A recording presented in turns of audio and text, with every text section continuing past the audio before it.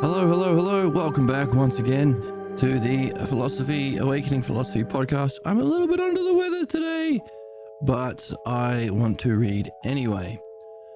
Because we have been doing a lot of fantastic work in bringing together all of the pieces of the book that we've been reading.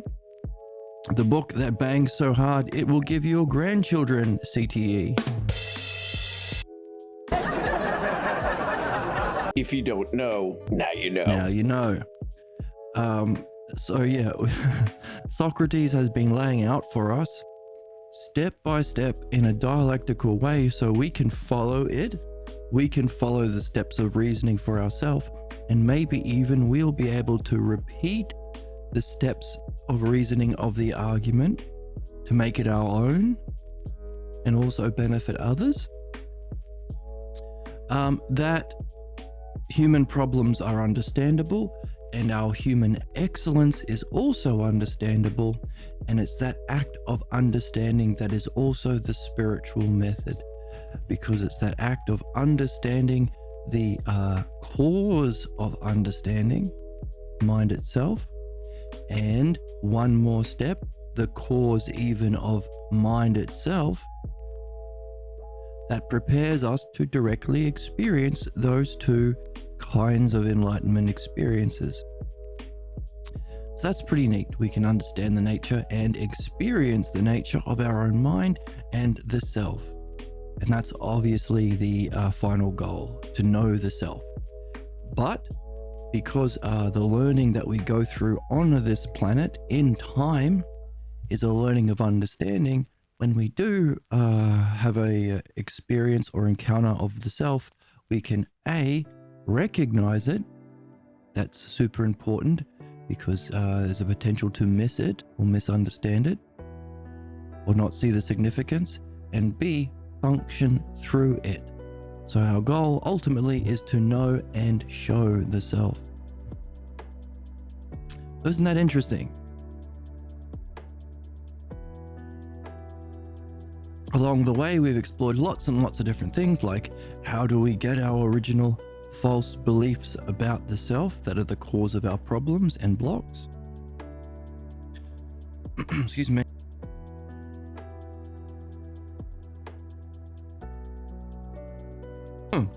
Cough, cough, cough.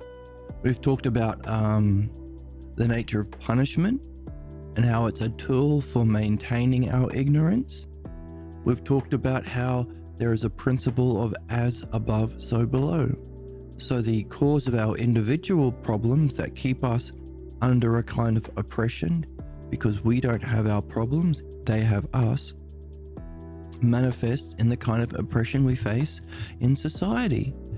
Because those who haven't examined their pathologos beliefs and they haven't developed an understanding of the logos, understanding, and of course the model, the paradigm, mind, and of course our goal, self, they have no idea of our goal, they have no idea of the paradigm through which we reach our goal, and they have no idea of the skill required to facilitate that.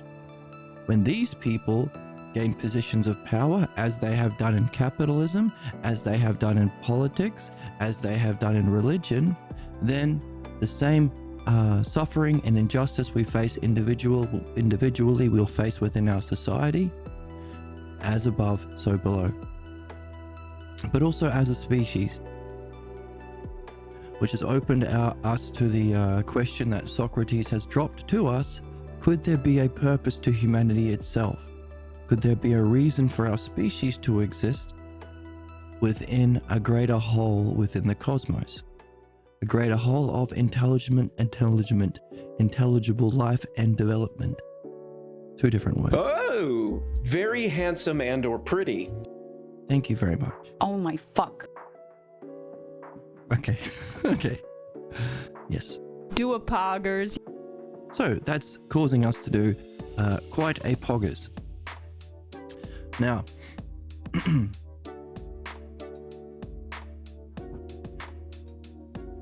so to facilitate that freedom from problems and reaching of excellence, we need to get a map so we can recognize what stage we are along the way in that kind of development.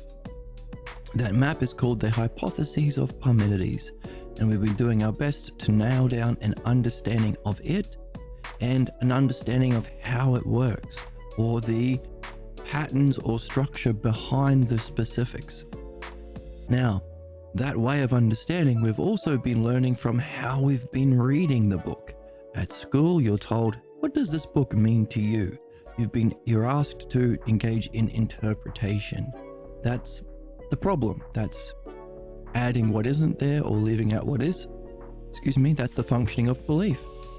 So what we've been learning is how to nail down the specifics. No word is wasted in a kind of text that is fully intelligible. That's why we read the specific books that we do. Pierre Grimes and Socrates, the two big dogs. And we're not just looking for the specific terms, we're looking for the structure of the thinking. Is there a pattern to the thought of Socrates, of the author of the book? So in a similar way, if we want to understand the map of development that you're in, hey, you're in the video game. Don't you want to know what the stages are, what the levels are, and how you play the game well? You'd have to understand the specific terms, the stages, but also to nail it down and make it your own, understand if there's a structure or pattern behind that model. So, what we're also discovering is the highest stage or the highest activity we can engage in to facilitate that movement through that map, up that ladder, is our dream analysis. Likewise, if we are going to understand the souls of individuals, how far did Plato get? How far did Socrates get? Is Kant a little bitch? You sick fuck. We will have to understand what is the standard that will that we can understand is the highest stage of achievement within humanity or understanding or philosophy. Socrates has been pointing to dreams. Who are those who are learning this kind of reading without interpretation and discovering that the highest, most intelligible work that you can apply this to and practice this art on is your own dreams? Who has reached that level?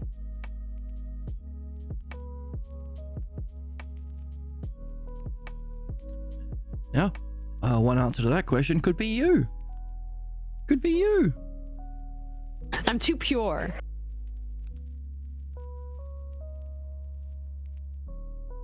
So long as we understand that there's a structure behind our dreams, we explored that last time, a kind of unfolding of the two messages we're getting, the logos and pathologos, the messages about the logos or the understandability, the intelligibility of the self, or the pathologos, the understandability behind our false image of the self that causes our problems.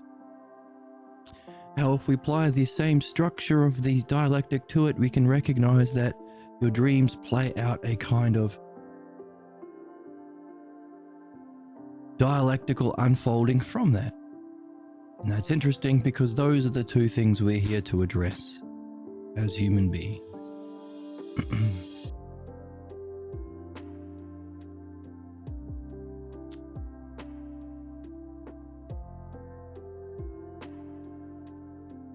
Did we write it on the board?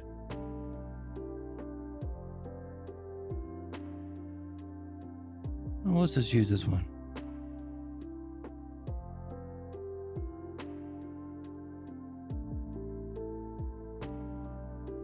Right, so if we are carrying a definition or an idea of the self, this is the dialectic when used to explore an idea. Do you want to understand beauty? Then what are the terms that describe the idea itself? Beauty itself in relation to itself. Definition. How does it function? Self towards another. How does beauty affect justice? How does beauty affect time? How does beauty affect the soul of a philosopher? As a result of that functioning, how does that affected soul affect others? Now, we also saw in exploring a conversation with someone, you can follow these steps as well. Can you give a definition of the idea? If they don't fully understand, can you give an example so they understand what you're talking about? If they're still not on board, can you break it down to its divisions or a kind of reasoning or a reflection on I like to imagine dominoes, says our chatter. The stages of reasoning that will lead to an understanding of the idea, its cause, how it unfolds. From that reasoning that you can take someone through, is there a key idea that surfaces? That's the synthesis. That key term you can then relate back to the original idea and say, hey, listen, now we've shown that it is or it isn't. Other back to self. And what we're saying is, the two things that we are here to address primarily are those same four categories of dialectic applied to the self,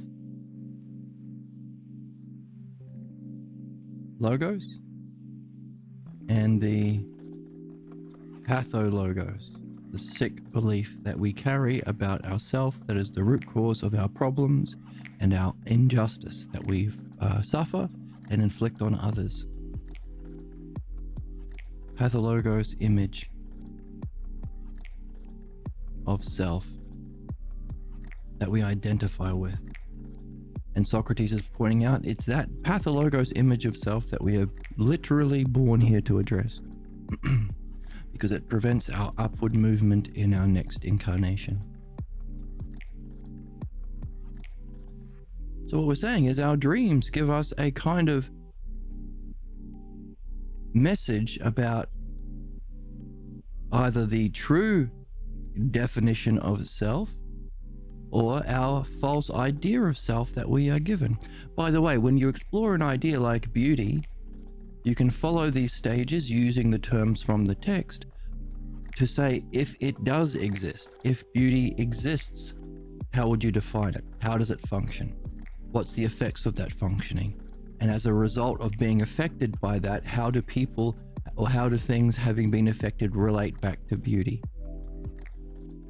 But you can also, to fully understand the idea, if it isn't, if beauty does not exist. So this is how we explore every idea. So that's our meditation and our understanding of the key principles of mind, and also facilitating our openness to experience it. But ultimately, beyond mind, there is its cause, the self. So we talk about how you can explore your dreams to see how, hey, it's a message about your true self or your pathologos idea of self expressed through a state of mind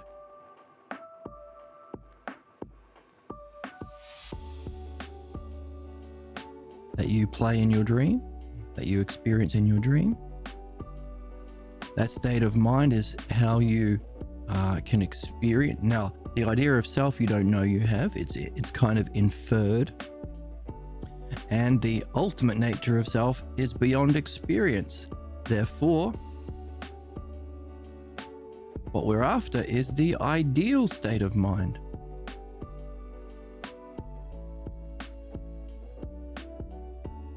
So we want to know the self, but that self, if it's beyond experience, has to be inferred so you could recognize it from the ideal state of mind or being. What we recognize as the second hypothesis, and of course the self the first. The one self. So what I identified early on is that a person may relate to a number I like to imagine. So form of a function is associated this thought with a deck of cards. Don't understand. Can you say that again in a different way? So that state of mind, which is how we demonstrate or function or demonstrate that that inferred idea of the self that you are carrying, your mask, your ego, some people call it, manifests in a kind of other to other division or functioning or role that you play within the drama of your dreams and daydreams and relationships and life. It's always a message about this or this. The ideal functioning, therefore, would be the positive side of the dialectic. The third hypothesis, or understanding, or the art of the dialectic. It's an art because the art requires a model of the ideal. It requires an understanding of the parts, and it's used to benefit the subject of the art towards the ideal goal. So the first hypothesis and second hypothesis is needed for the functioning of the third, understanding. Because the first is our goal, the ideal or the paradigm is the mind, and understanding is its functioning as parts. Therefore, in your dream, you're either getting a message to help you with your reading and assimilation of this, or a message about your negative pathologos image leading to a functioning or a role from a state of mind that is an expression of an unsuspected image of self or mask, and then your dream ends in either a success or failure. How do you relate back to the mask? In a kind of failure that proves that your mask was true all along, or a self-fulfilling prophecy. So a success or failure.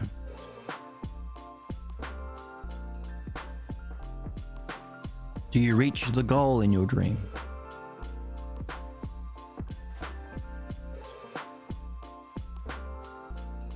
Other back to self.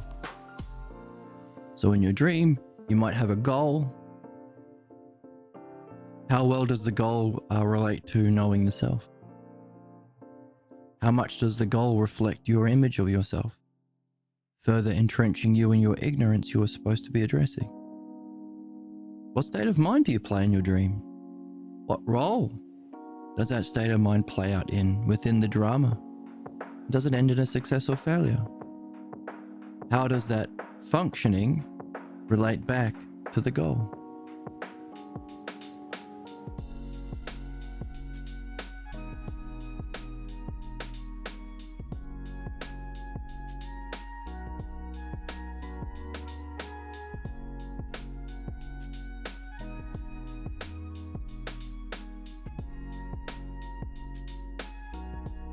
So could we say that the failure dreams are messages about our pathologos?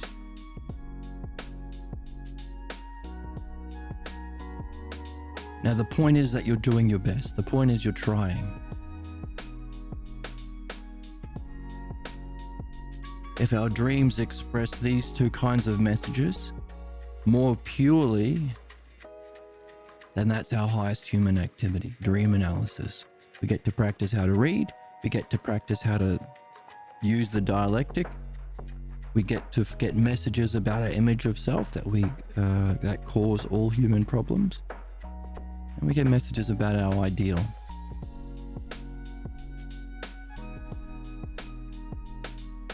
So, we can place this kind of functioning somewhere on our map.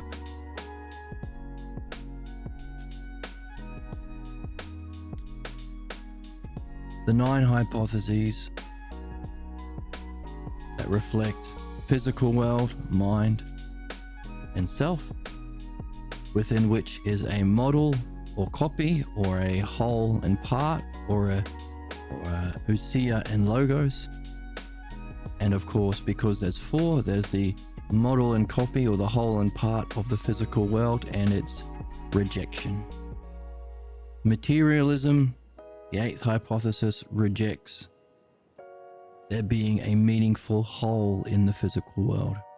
Nihilism, ninth hypothesis, rejects there being a meaningful activity or parts in the physical world. Our question, therefore, is last thing we read was the intelligibility, the paradigm of reality, is the second hypothesis, which is the peak experience Jesus has had, the transfiguration experience, he calls it, the penultimate enlightenment stage. We explored why someone who's had this experience might think it's it, might get identified with it, might get attached with it as the highest experience of truth. We also have been exploring the principle that if somebody is in a stage, there is a kind of triad. It's their functioning, it's their state of mind, and it's how they think of the self. The threesome or triad of self. We talked about how the ideal self would be the first hypothesis, the ideal state of mind the second, and our ideal functioning the third.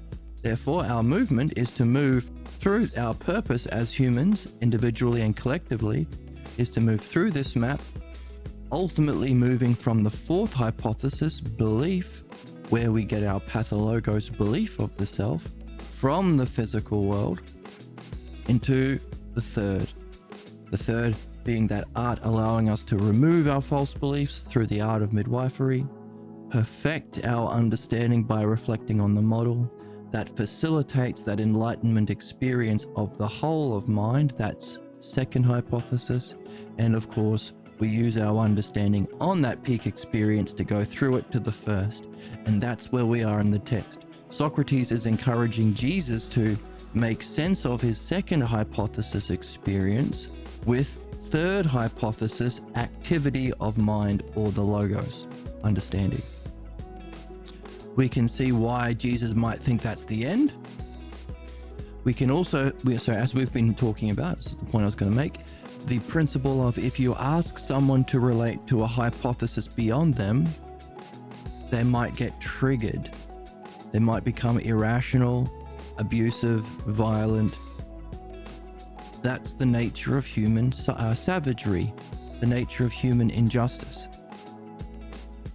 Someone, instead of being open and curious about learning about the next stage, they try and destroy, murder, kill, genocide, enslave, impoverish. All those that challenge their own particular state of hypothesis.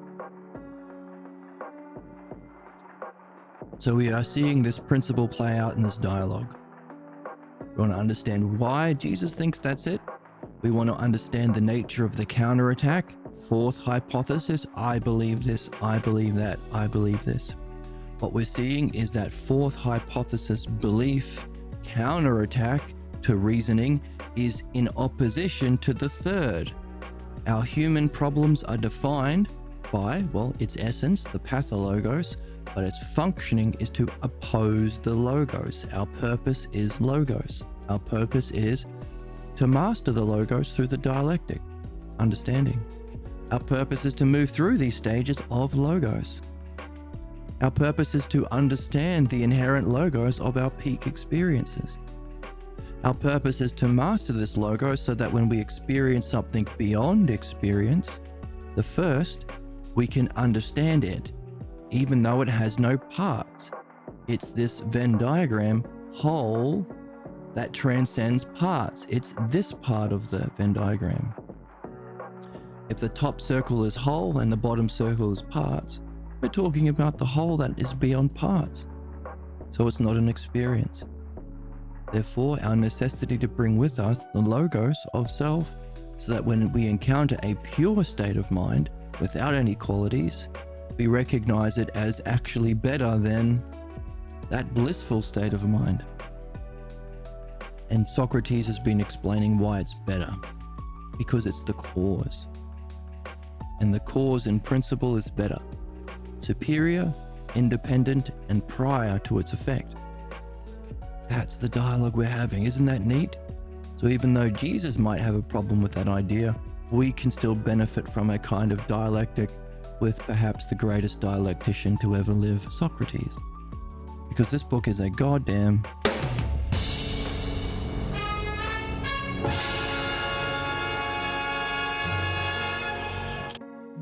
banger. Spit on me. Oh, calm down, Emma. She's a moron. She's a bonked on the head individual, BHI. I coined that. Oh, come on, that's a bit hard. I would scoop the moon in a cup for you. Oh, that's nice.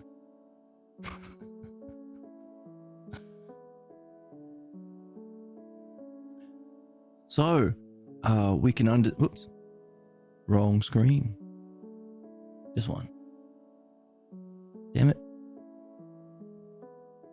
There, got it. It makes sense. Thank you. Jester goon maxed. That's me. So, why is Jesus being triggered? Because he's being asked to go beyond the stage he is taking literally. Therefore, if we want to be open and curious, we have to do our best to understand our current position, wherever we are on this map, but also reflect on it, ousia, self-reflection, analogically. Why? Because every experience you have has to have a cause. That cause has to be like its effect, not the same. That's analogy. Some like, some unlike, or some same, some different. Likeness. Or the principle of as above, so below. So if we want to go above to the cause of wherever we're at, look at your wonder about your state of mind as an analogy. How does the sixth reflect the fifth? Or how does the sixth reflect the second? Or how does the eighth reflect the sixth? See the lines of symmetry? There's a kind of, let's take the eighth, there's a kind of stepwise movement from the eighth to the seventh, leaving the realm of the physical to the realm of mind. There is a reflective in the same way that the 8 opposes the 4th as the rejection of the whole in the physical world. That is a reflection of the 6th that rejects the whole in mind. There's a kind of line of symmetry, or our beliefs come from, 4th hypothesis, an imitation or physical appearance of beauty from our parental figures when we were very young, allowing us to identify Trump's idea of justice, Putin's idea of justice, Hitler's idea of justice, by simply asking, how did his parents appear when they appeared most beautiful, or most strong, or most knowing? But also your own. Who were your earliest teachers? Because we have to address them with understanding, crossing this line to free ourselves from our problems. That's midwife. But notice that appearance is an appearance or a reflection of the second. There's a line of symmetry here. And of course there's a line here. This is if it is not, and this is if it is. So that's the dialectic we were looking at a moment ago. If the self exists, what could you say about it itself? As an experience of mind, how does it function through understanding? How does it appear in the physical world? And what's the consequence of those relating to only appearances? 5th hypothesis. 5th hypothesis, people spend their life opposing the logos. There is no mind, there is no enlightenment, there is no God or gods. That's all phooey, you're a hippie, go do your science homework. 5th hypothesis. Or if there is, it's beyond us. Technically it's that. because people on this side of the line technically still think there is a mind or a divine or a first cause or self. They just think it's beyond them. So, the principle of human conflict, asking someone to relate to a hypothesis that they are stuck in because they are taking it literally and not analogically. Therefore, how do we be better human beings, more open to our development? Number one, understand your position. That's what we do here. And number two, wonder about it as an analogy for the higher. How does it reflect a higher level of mind? Or how does it reflect the self? Because everything is following the principle of cause and effect and likeness, or as above, so below. So wherever you're at, it's some kind of reflection of the self. So while our understanding we get from this channel that we learn to read these books, the imagination aspect, so you could say the Apollo, the Logos aspects we get from reading, the Aphrodite, how do you imagine it and within a greater whole? There's no method. That's just fun. That's just your own imagination and your fun with analogies. That's just the fun. Where's the joy? Where's the childlike wonder? I think it's awesome. Hubba. I just want more testosterone to human body ratio. And I'll finally be satisfied. Calm down, Emma. You're being a gooner. Gooner bait. You're doing gooner bait. You can be a gooner. You can be a gooner. Gooner. Gooners. That's right. Emma, calm down. He's so far up his own ass. I apologize. So, the principle of being triggered or being blocked. That you are asking someone to relate to a position they're taking literally. The nature of taking it literally. If you think there's, let's say, eighth hypothesis, there is no whole in the physical world, so there's only parts. Materialism, that's how you function in the world. So if you ever come across a philosopher or someone talking about principles or mind, you will spit at them. Spit on me. That was a good drop. That was a luck. That was fluky. You will say spit on me like Emma does. Brain rot escalates. Calm down. Your state of mind. If you think there is only the physical world and there's no meaningful whole you can participate in, what kind of state of mind would that put you in? Money seeking? Capitalist? Treating people like physical objects with no inherent self or mind? Politicians? Religious? Manipulators? Capitalists? Certain states of mind. Now this is important because not only for our development, but as we are seeing what is coming to light currently at the time of recording is that people are recognizing that these positions of power, billionaires, politicians, religious officials, isn't open to everyone. It's not a matter of just looking at what they say or do. We have to look at their soul. Some people are motivated by sadism, the Epstein class, the torturing and murdering of children for fun class. They are also the sorts of people who drop bombs on, well, today, the Americans dropped, and the Israeli-American alliance, or those that rule both groups, dropped a bomb on a children's hospital in Iran, killing over 50 innocent Iranian girls. Why? Oh, these are the same people who we know torture children and murder them for fun on Epstein Island and other places. What do you know? What do you know? Oh, and they lied about doing it for their own good and freedom. And right after they did it, they said it was to free them from oppression by murdering them. Liars. So you have to recognize the state of mind. This is for all of us to learn. If your state of mind is in the eighth hypothesis, that might be how you function. Because there is no mind. There is no self. There is no rationality, even in the sixth and seventh. Definitely no beneficial rationality of the third. So you'll have a state of mind that we need to recognize with ourselves and with others. A functioning, be it dropping bombs on children, as the current people we allow to be our rulers do, or your own function that blocks you from your own personal goals in your life or in your dreams. And of course, that will be how you think of the self. The self is just a physical part, a combination of chemicals squirting in your brain, that kind of thing. Therefore, if that's what you take literally, in other words, you think this is the right idea and it's the only idea, and you start to ask somebody about mind,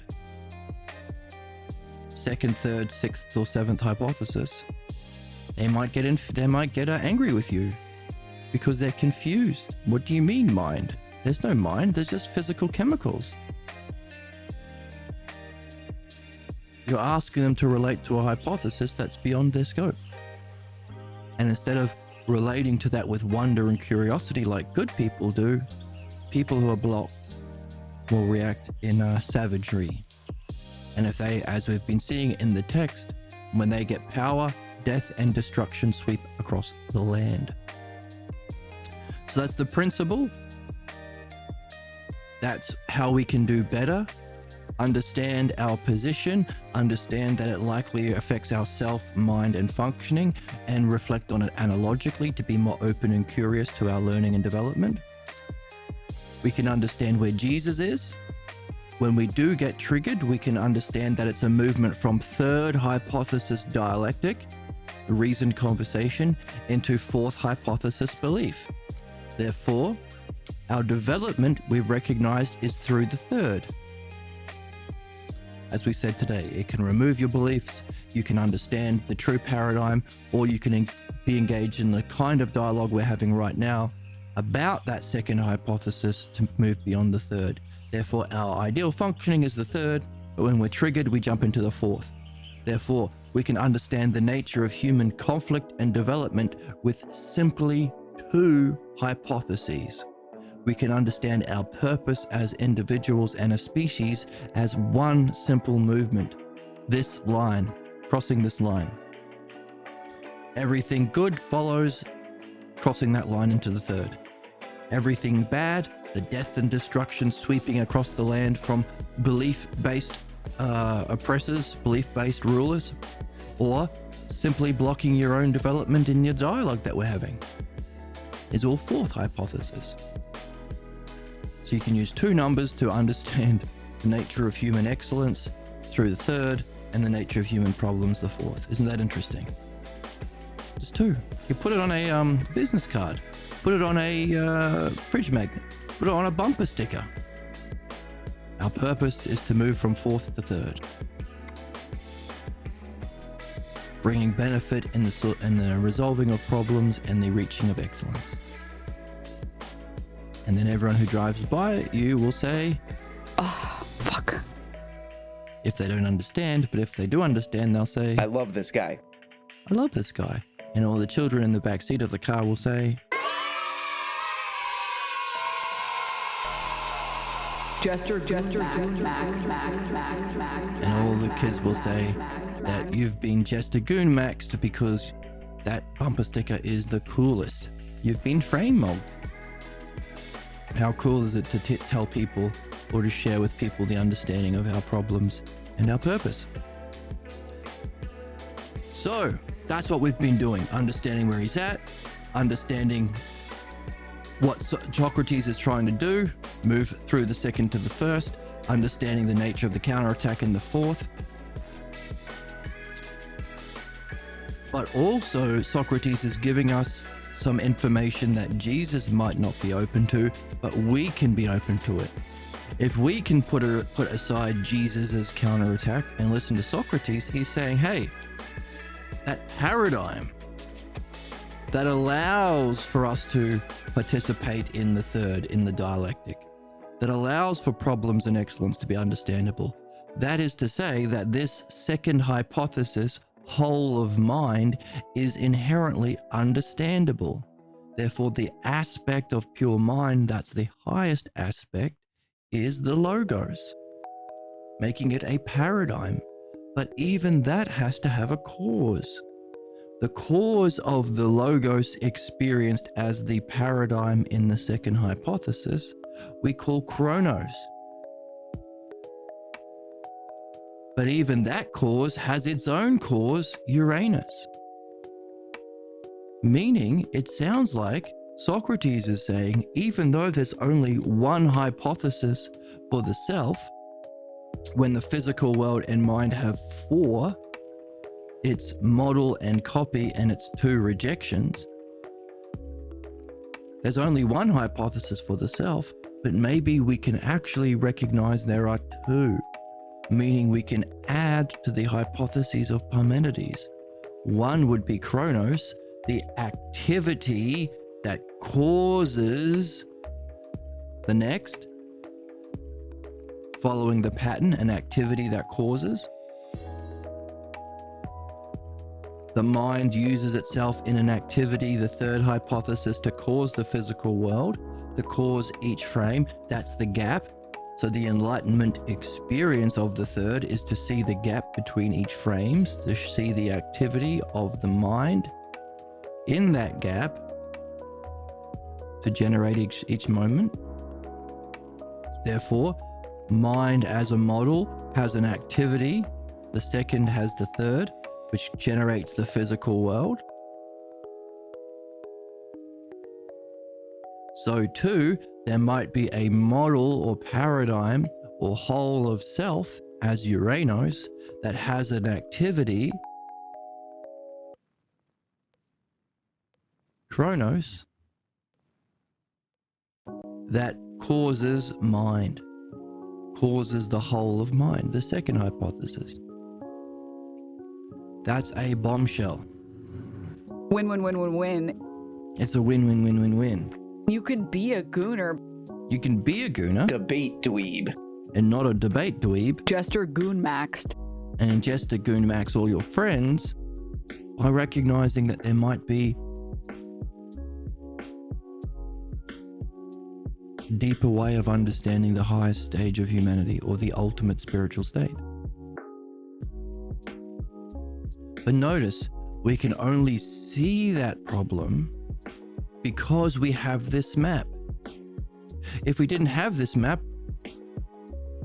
how could we recognize that where Uranus and Chronos is? If we don't have that map, how could we see the possible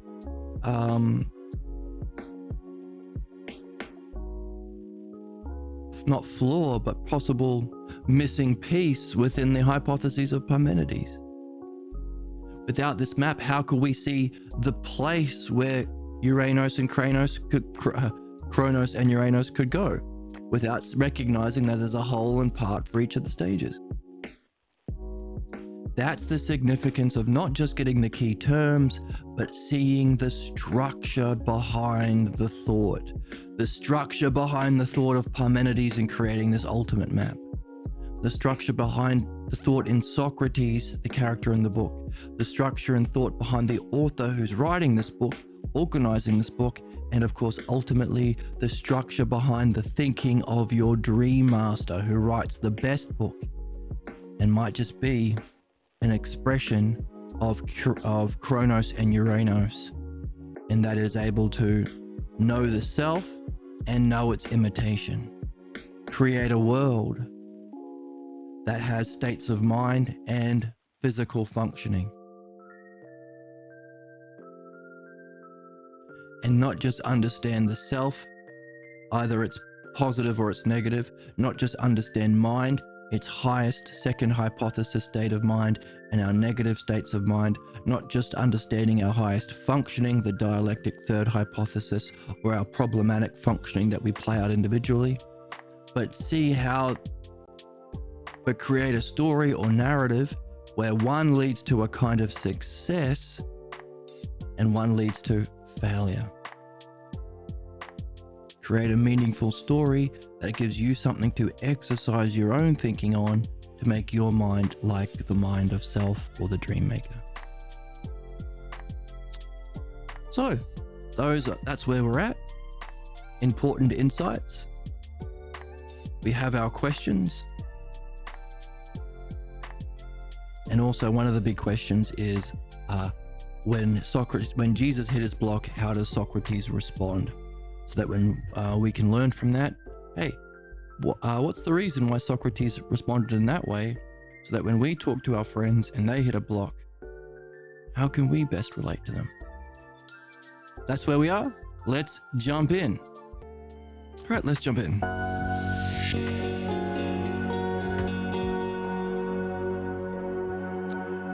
There's the name of the book.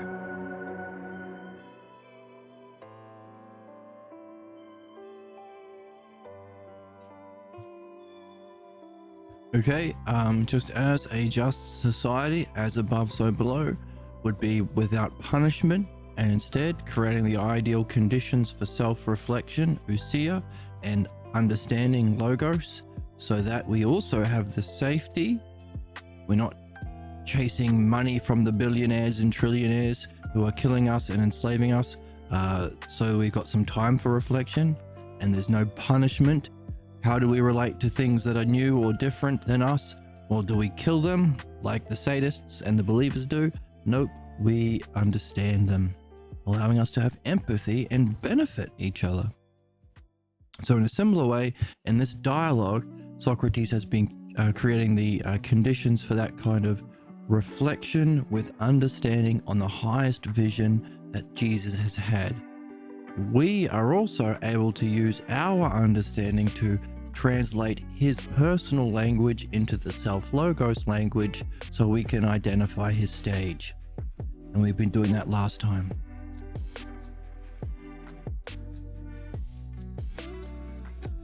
Mind, intelligible, embracing within itself, the divine, all of these words are second hypothesis words. Socrates says that's not the final stage because the final stage isn't in experience. And that might mean that there are more than one stages he's got left to go. Chronos and Uranos.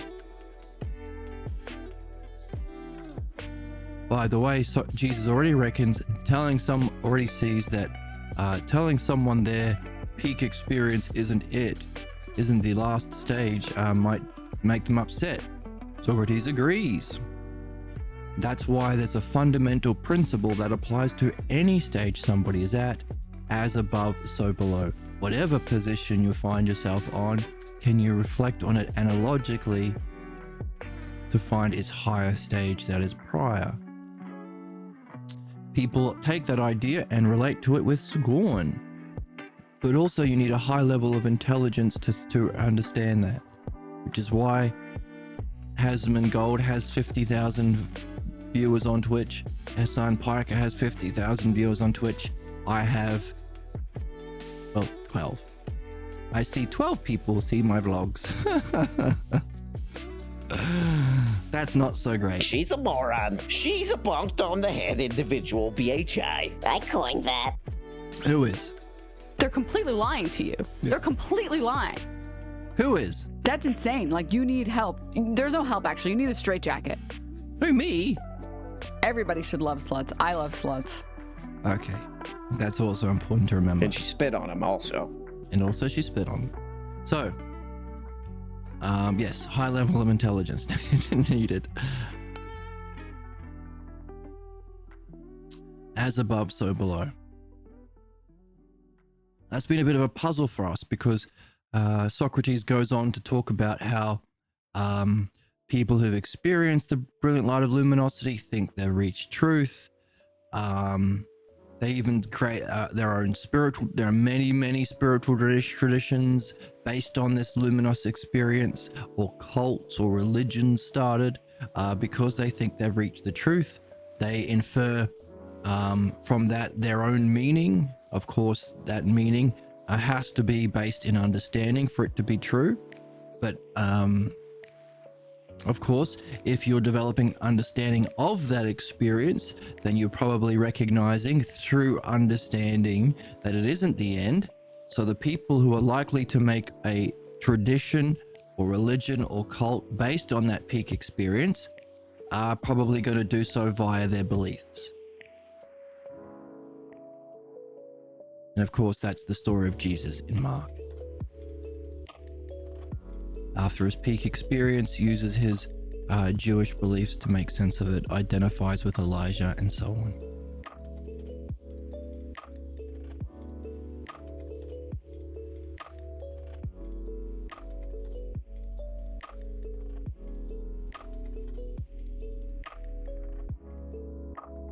There we go. Got it. If you don't know, now you know. Now you know. Everybody should love sluts. I love sluts. Everybody should. All right. So the reason they believe they've reached the truth is not only because they cannot imagine anything more real and more beautiful. That's why understanding is required. Yes, you can't imagine a better experience, but you can understand it has a cause. That's the significance of the logos. But their light experience changes everything in their life, and by contrast, their former way of living seems empty and wasteful. And we talked about how that not only applies to the second hypothesis, but anyone. Run into a fourth hypothesis, Christian, born again Christian, and they'll say, oh, it must be true. Why? Because it changed my life. Well, can't you even change your life better? No, my other way of life was terrible. Yes, but still, you might be wrong. There might be higher levels of development than belief. Even though when you were a nihilist, or let's take a eighth hypothesis materialist, even when you rejected a meaningful whole in the physical world, yeah, you had a state of mind that was crappy, and a self-identity that was crappy, and your functioning was crappy, and now you've jumped into the fourth hypothesis, a group that gives you a sense of whole in the physical world. You've got a better life, better state of mind, better functioning. Sure, doesn't mean it's the end though. You idiot. Oh no, Mormonism is great. Why?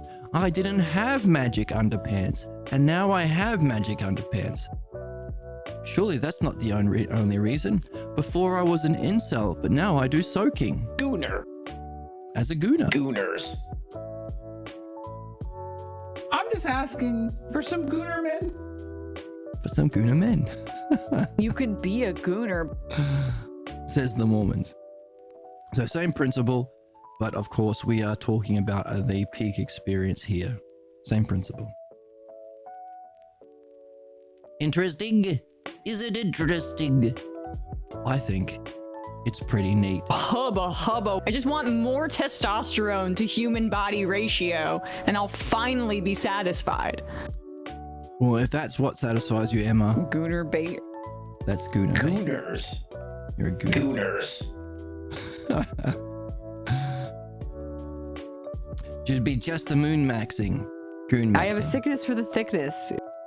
But you have a sickness for the thickness, Emma. So everything in their former way of life seems empty and wasteful.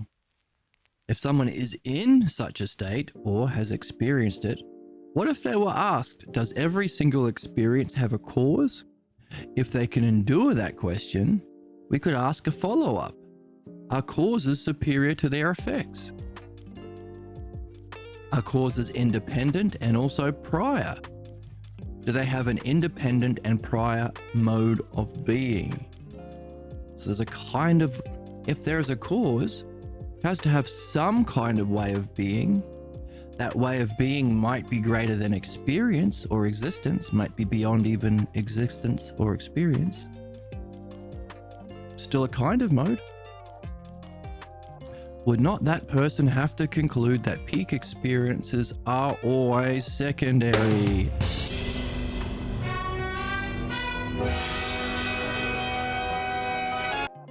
To their causes. Jesus is getting triggered. How does this trigger happen? I'll have to dwell on that. Notice, distraction, tangent, putting it off. You have made me wonder about the peak experiences. Notice, he's talking about himself, not doing the thing. So if you notice a politician or something, I I saw an interview today on a stream that I quite enjoy. It's the best stream that there is of all of the streams. There was an interview with someone about, I think, taking APAC money. Is that today? Anyway, instead of so some person looking for democratic position in politics, and of course we want to know, well, hey, if are you the sort of person who will serve the American people, who you're supposed to, or will you serve the Jewish cabal who are doing genocide on the Palestinians? And of course we can tell that very easily because they pay you through APAC money. And so this Democratic candidate was asked, would they take APAC money? And instead of answering the question, they talked about themselves in the second person. Wait, is that second person? Or third person? Second person. They are saying, I am the sort of person who doesn't take money. They're not saying, I don't take money. I am the sort of person who will always follow my principles. They didn't answer the question. They're talking about themselves in the second person. Two, what do you call them? Tells or markers that the person you might be talking to is moving out of the good state of mind, understanding, wonder, imagination, analogy, into the bad state of mind, blocked, violent, savage, belief-based, identity-based, clan-based, us versus them-based. Our job is not to engage with people when they're in their problem state, their pathologo state. Our job is to do our best to create the conditions and invite them into the open, curious state, because that's the only state where you'll have success. The bad state, state B, is for debate weirdos. Debate weirdo. Debate weirdos. Debate dweeb. Debate dweeb. Debate dweeb. Debate weirdo. Debate dweeb. Debate weirdo. Debate dweeb. Debate weirdo. Debate dweeb. Hee hee hee. That doesn't do anything. They're not interested in learning. They're interested in defending their own position as a mark of loyalty to that clan-based belief. I am a good Jew. Look at me shutting down that philosopher. Look at me shutting down that conversation as a good Mormon, as a good Christian, as a good... You pick the group.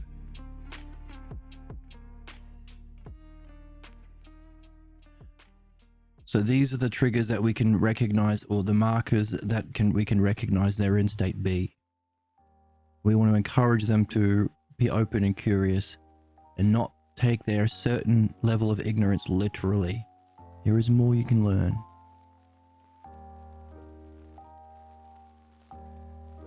Okay, so that's an example. Number one, putting it off. I'll think about it later. Ask a politician, what are you going to do to solve the housing crisis? Well, we'll look into it. We'll start a committee. We'll come up with some ideas later. No, fucking do it now. Answer me now. You can't answer me? Well, you're not qualified. That's fine. You can do other things. We're not going to put you in jail, but you can't be a dentist unless you can answer this question of dentistry. What if someone has a cavity? I'll have to ask Grok later. No. This is an exam for your qualification to be a dentist.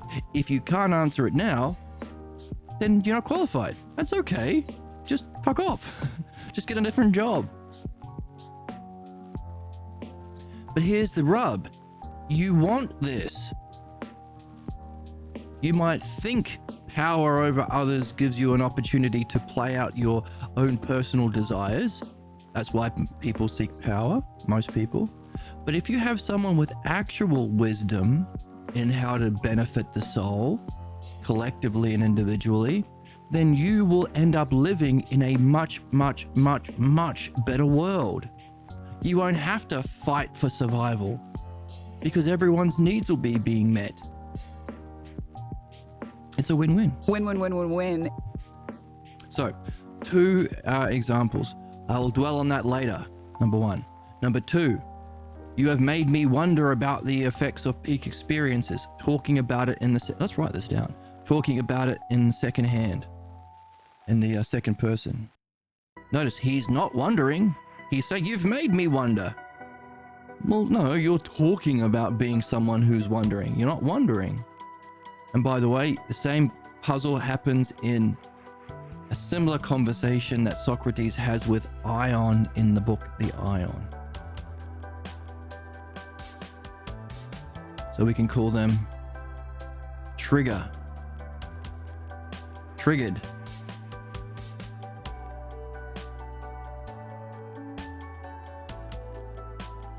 triggered,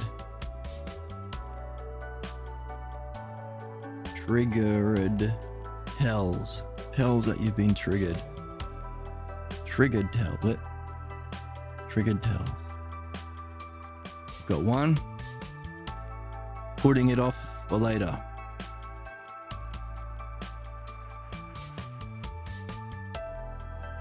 I'll have to think about that later. We'll have to start a committee. Blah, blah, blah, blah. Referring to what you're doing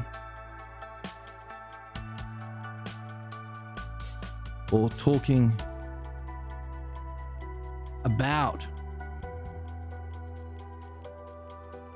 yourself instead of doing it.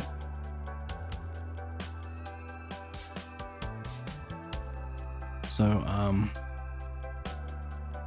second person narrative, telling a story about yourself in the second person. I'm the sort of person who never takes money from APAC. Well, wait a minute. You're talking about the sort of person you are. But do you? Oh, yes, I do. I wouldn't take money. I'm the person who stands up to lobbyist groups. The question was, do you take APAC money? Every single fucking Democratic candidate, except for a very, very small few of exceptional, wonderful people. I'm the sort of person who... Shut up, answer the question. Notice, we have to learn how to talk. Otherwise, the worst people will lie their way into positions of leadership that will do immense harm and injustice upon ourselves and the people we care about. Humans.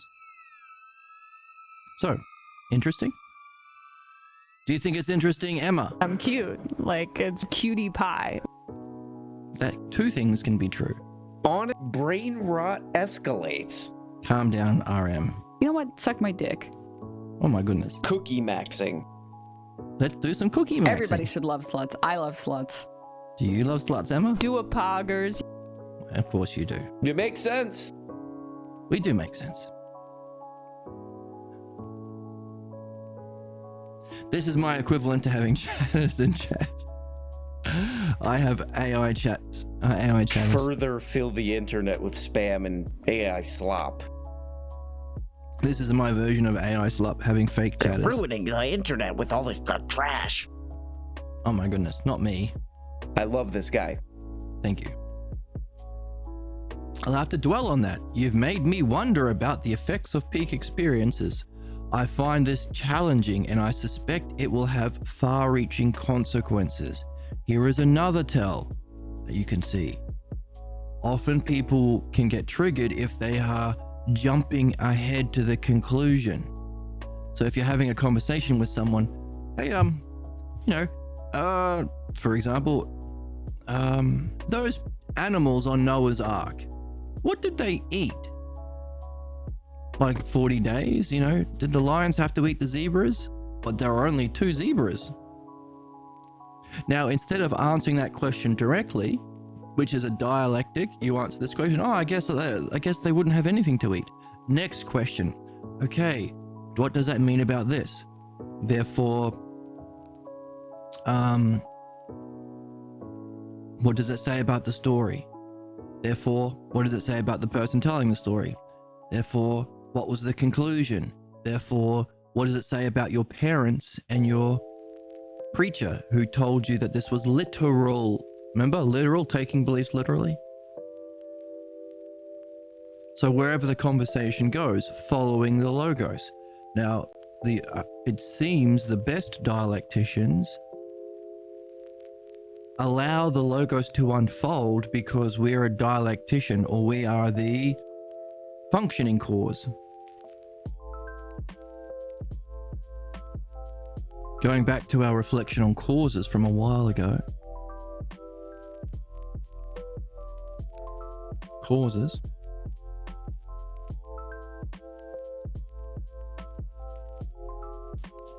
To answer the question, why do things happen or how do they function? You're talking about causes. 5 primary causes: a reflection in the physical world and a reflection into mind. The first and final cause, the reason, Billy needs a house to live in. The paradigm, the blueprints for the house. That's the model, that's the second hypothesis. The instrumental cause is the builder, the doer, the third hypothesis. The activity, the building, for us, as in the logos, the activity happens in the physical world with the activity of dream analysis, midwifery, dialect. And the material, Billy needs a house to live, needs builders building on bricks. We need a dialectician doing the dialectic on an open, free, curious, genuine soul. The rare birds in our world who want to develop and learn. Now, what we've been seeing is the instrumental cause, or the builder, as the dialectician, is following the leadership of self. The first and final cause is the guide, our dream maker, the self. The paradigm it functions through. So if there is a kind of a chronos activity of Uranus self functioning through the second hypothesis paradigm, we want to follow it. So truly, well, more accurately, you could say, the dialectician is a kind of like a Sherpa. He sees the paths at the mountain, but the mountain is the one that tells him where to go. Is that poetic? Think of a better analogy. You create one, share it in the comment section. I am not the one, a translator. How about that? Our dream maker shares us a dream, and just as a translator translates the words from the person being interviewed. Yeah, that's a good one. You interview a celebrity and they don't speak your language, they have a translator. Now, we can practice that with dream analysis. In fact, as soon as the person doing dream analysis starts adding their own beliefs or what they think the person's problem is, they're no longer following the logos. Just as when we read these texts that we read. And she spit on him also. And also she spit on them. When we start adding our own interpretation, our own beliefs, then we're not reading what's there. We are to be following the guidance of the author. Now, what's fascinating is Socrates and Pierre Grimes, we might suspect, are themselves following the guidance of self, making it the kinds of books we read here. But isn't that fascinating?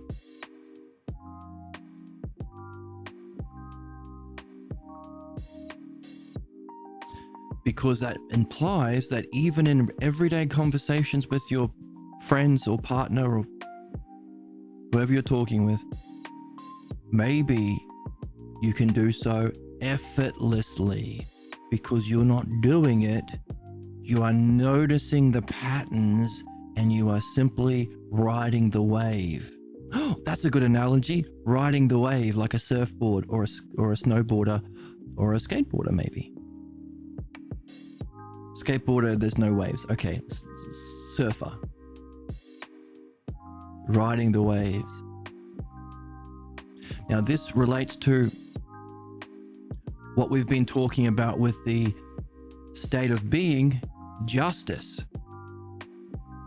Justice, the virtue that takes, hey, temperance is trying to keep your cool, not taking literally the ups and downs you go through as you discover the logos and seek to follow the logos. Courage is to follow the patterns of the logos, even though it's different from your personal beliefs or your family way of being. That takes courage to follow what the logo says, even though it doesn't feel right or it's not familiar. Wisdom is to seek the logos and be ruled by the logos. Justice is that which incorporates all three, just as the paradigm transcends the activity. There is the instrumental doing the activity, there's the builder building with the bricks, but the blueprints stands above. The blueprints contains everything needed for that to happen. Or the second hypothesis contains the paradigm that we can facilitate as a dialectician in the activity of dialectic with souls open to being benefited or to participating in benefit. So there is a kind of division because there is a threesome here in our activity, there is a paradigm, and then there is of course that which stands above. Billy living in his house is different from the blueprints. So what? So we can apply that to understanding the 5 kinds of virtues that Socrates talks about. These 3 is a kind of activity. You don't need anything to start seeking the logos with courage, with wisdom, acting according to the logos with courage, keeping your cool as you go through the ups and downs, as you go through the ups and downs of transitioning through the ox herding pictures to facilitating higher states of being. You don't need any, just start doing it now. It's an everyday moment. It's an every moment kind of a thing. But what we've been reading in this text is there is a state when you do that at all times, a flow state. Talk about being in the zone with sports games or video games, or being on fire when you're doing all your 3-pointers and they're all going in. Effortless. The basketball players that talk about Stephen Curry doing 3-pointers in the zone, they call it Steffortless. Because his name is Stefan. Effortless, Steffortless. It's actually a joke. You sick fuck. Oh my goodness. She's a moron. She's a bonked on the head individual, BHI. No, she's not. I coined No, that. She's not. You know what? Suck my dick. Come on, man. Don't be disgusting. Don't be disgusting. I think it's so awesome. That's better.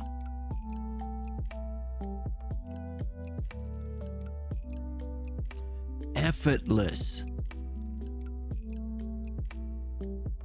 Effortless. Because you're not doing it. Now, an analogy that I heard that might help understand this is, I think it's a Buddhist or Chinese expression. Hey, the master butcher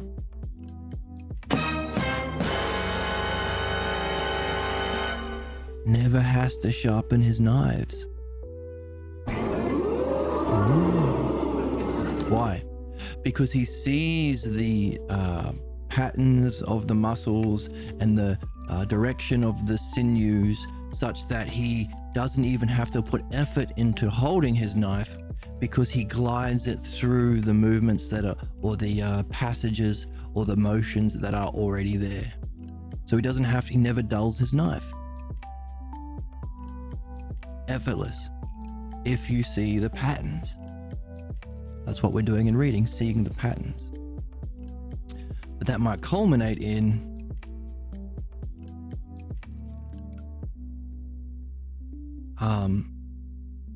the ideal instrumental cause, the dialectician, effortlessly following the patterns of the logos from self through mind to benefit all of the souls that are open and receptive.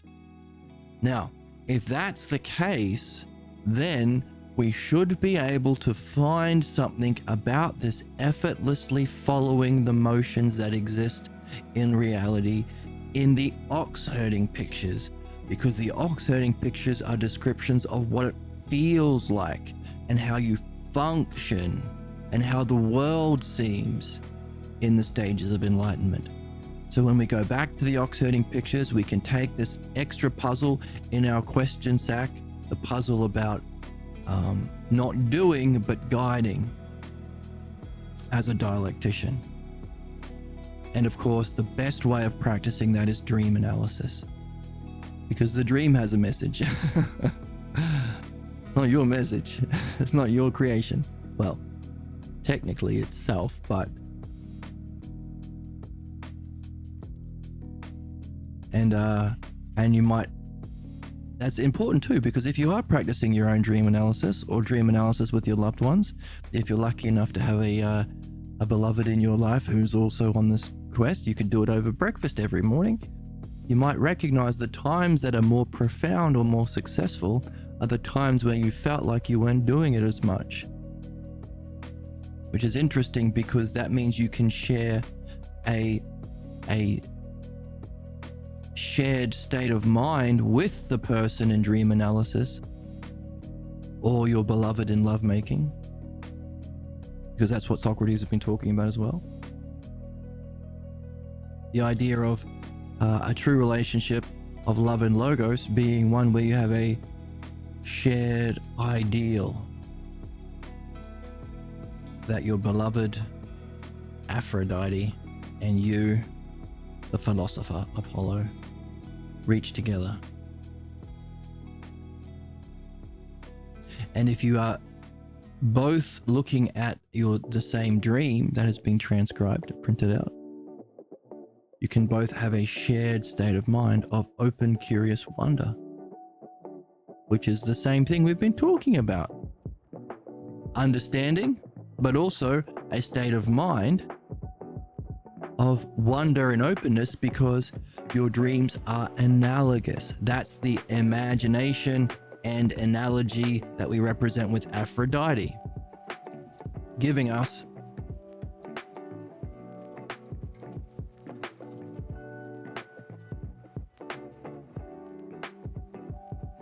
notice that triad. There's you, there's your beloved, there's the shared ideal that gives you the threesome of relationships, but also a shared activity of Apollo, understanding the dream, understanding the dialectical structure, the shared state of mind of wonder through analogy. Your dreams are analogous, not literal. Reflecting on the self or following the message of the self. It's the same triad, baby. Apollo, Aphrodite, Hermes. Activity, mind, self. Third, second, first hypothesis. Isn't that interesting how it all comes together? Now, all that coming together, I didn't predict. I couldn't have predicted. It's too amazing and profound for me as a mere streamer. I'm going to get you. I'm going to find you. And I'm going to get you. That's a bit harsh. Unbelievable sluts these days. Unbelievable. It's a total these shit days. show. I couldn't have thought that. I would scoop the moon in a cup for you. Oh, that's my favorite one. But I was following how the logos was unfolding. And so as a kind of, we are both discovering these patterns that are unfolding because we are doing Apollo, reading this text, wondering about it, imagining analogy, making analogous connections to other things like causes, to Bill's house being built, to the virtues. So we are together engaged in an activity rising us to the level of self. Hooray.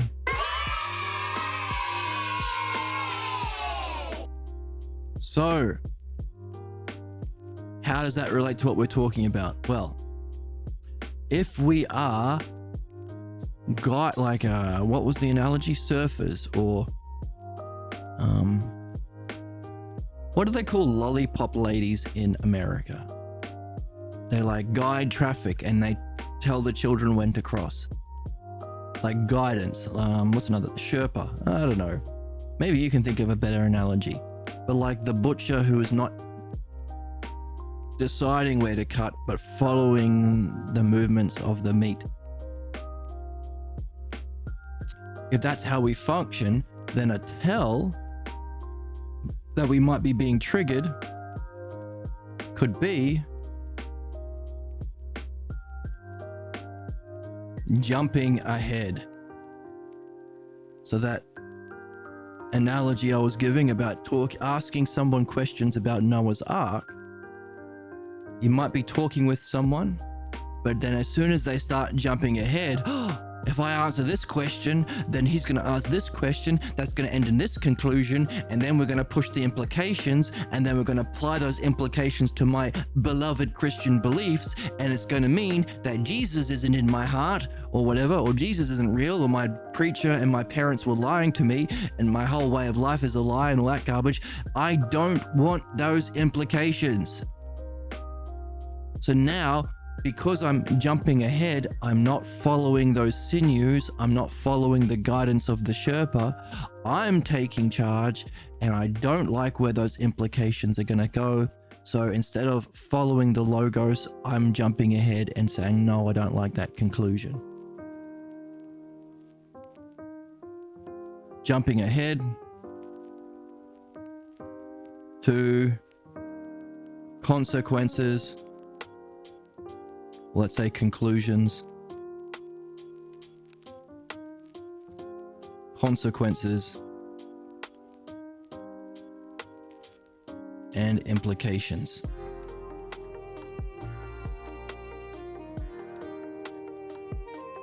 That can be one of the tells that someone is in a problem state. So here we have JC, come on. That's anti-feminist in some way. In some way, it could be. Can't you just engage with anything in a way that's like meaningful ever? Like, it's just boring, I think, is the problem. I'm just bored of it. Okay, I'll be more meaningful and less boring. Hehe. So, I find it challenging because I suspect this idea will have far-reaching consequences. So those 3 tells already that we need to be aware of in everyday life.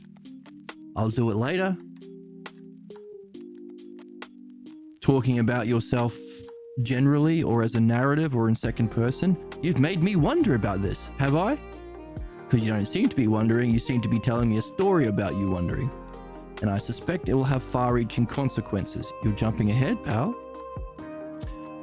So, those are the tells that he is going to be triggered. Let's see the trigger. However, Socrates, I do believe the fundamental difference between our approaches rests on my belief in one God and your belief in many gods. So he's throwing away everything we've come to. So we can create another list. Or triggered functioning.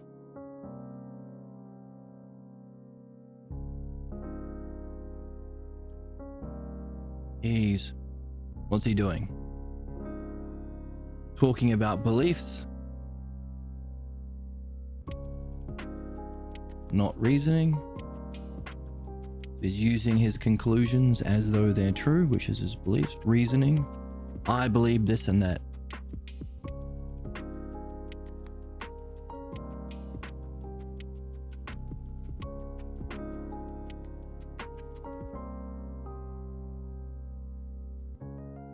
The difference of our approaches rests in large part on my belief. So questioning or challenging the method. You have different approaches. No, there's just one approach. It's the dialectic, it's reasoning.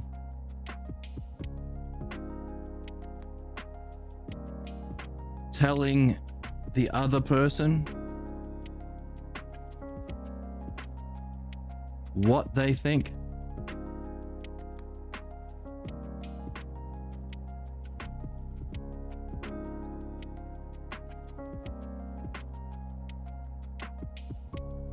instead of asking them.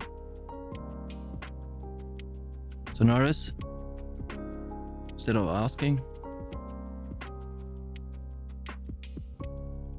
notice asking questions is the dialectic. So these are all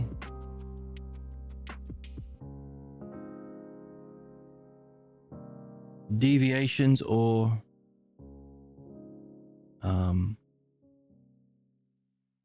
blocks to dialectic. No questions. You think this, really? Do I? Our methods are different. Are they my methods, or is it just the method?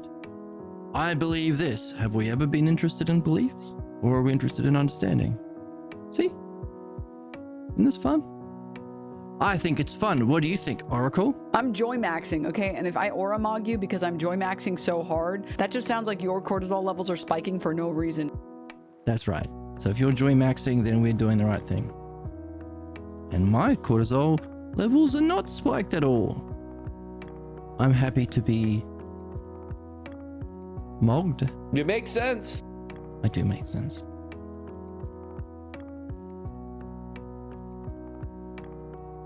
So I believe, tell that you're not on, the dialectic. There are differences in our approaches. Another tell. There's only one approach, not a difference. What, debate versus dialectic? One's bad, one's good. Rest on my belief, again, belief in one God and your belief in many. Not asking him. Now notice, this is wrong. All of that's wrong. Including Socrates doesn't believe in many gods and not one God. He doesn't do any belief, first of all. He's not interested in belief. Second, he has both. As non-literal analogical representations of the forces and aspects of A, mind, second hypothesis, and the single God, self. The logos inherent of self, that we are specifically here to master. So, do. If you're experiencing a mental health episode, we don't want to have to see that. Yeah, Jesus. That's insane. Like, you need help. There's no help, actually. You need a straitjacket. You do need a straitjacket because there's no help. All right, let's keep going. God alone is the Lord of all, and no ruler of Lord can be a ruler. No Lord can be ruler, and no ruler can be deified. So what's he doing? He's declaring a belief, and from that declaring an answer. Again, no questions, no reasoning, not together. Whoops.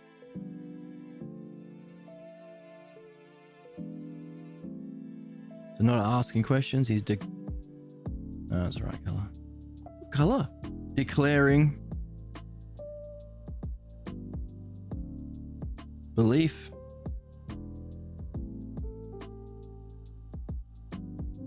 as fact or evidence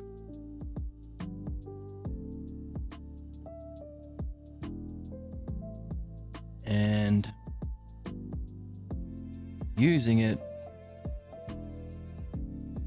for so he's if God alone is this and that, then therefore you can't have rulers that are knowledgeable. You can't have good leadership. You can't have good rulers. You can't have philosopher kings. Using it for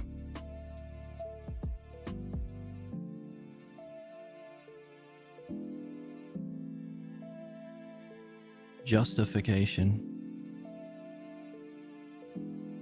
of conclusion.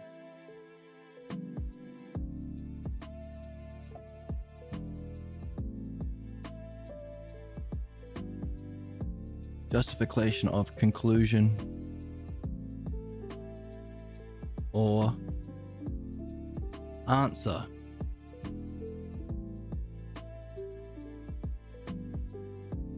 Instead of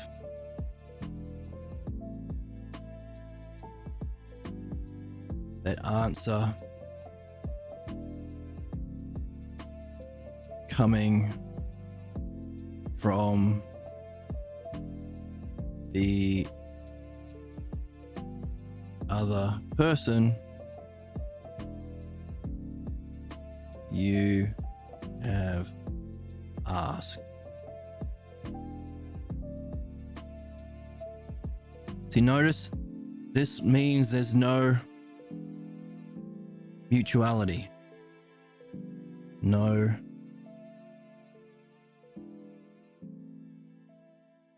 mutuality or shared agreement. If you are saying, I think this is the fact, I believe that women suck, and therefore women shouldn't have an office. That's an example. Well, your belief that women suck isn't evidence or a fact, number one. Number two, your conclusion came from you and not me. We're supposed to get agreement step by step. Therefore, I didn't agree with the facts. I didn't agree with the conclusion. In the dialectic, their facts have to be agreed upon, and then the conclusion has to come from the other person that you've asked. So that we're together.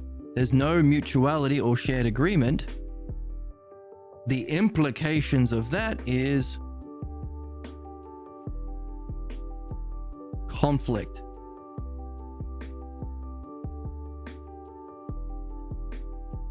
So let's say division or conflict. Division. Let's say division. Division or conflict.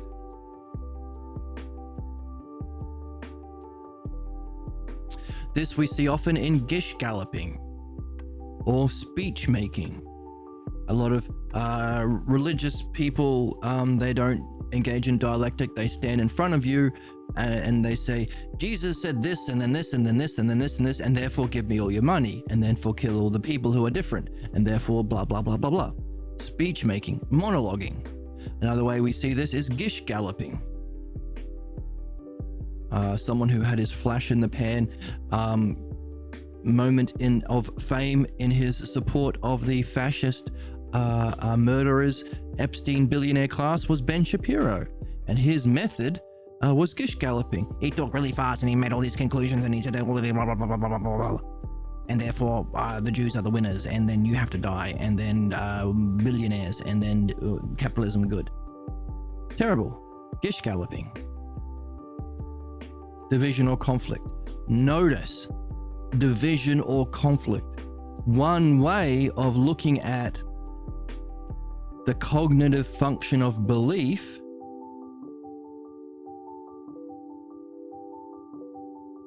is division, because of the 4 stages of the dialectic: definition, demonstration, division, conclusion. The one that you can align structurally with belief is division. So if the self exists, how does the self know itself as its definition? Knowledge, second hypothesis, knowing your mind by definition. How does it function itself to others? Understanding. So this is the divided line that we mentioned earlier. If you want to go to the Balboa translation of Book 6 of Plato's Republic, at the end, he takes these 4 cognitive functions and he puts them in a line to talk about how different they are, and how knowledge and understanding refers to the intelligible realm of mind, and they can be divided up like this, just as belief and materialism, or belief and image thinking, relate to the physical world, or truth and ignorance.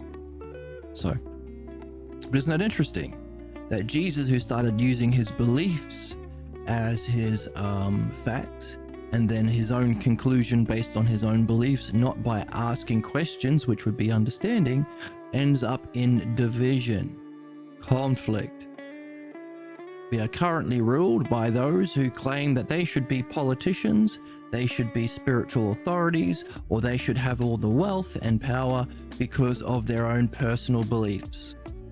So we have the richest men in the world being genocidal murderers who hang out on Epstein Island, the Elon Musks, the racists and Nazis of the world.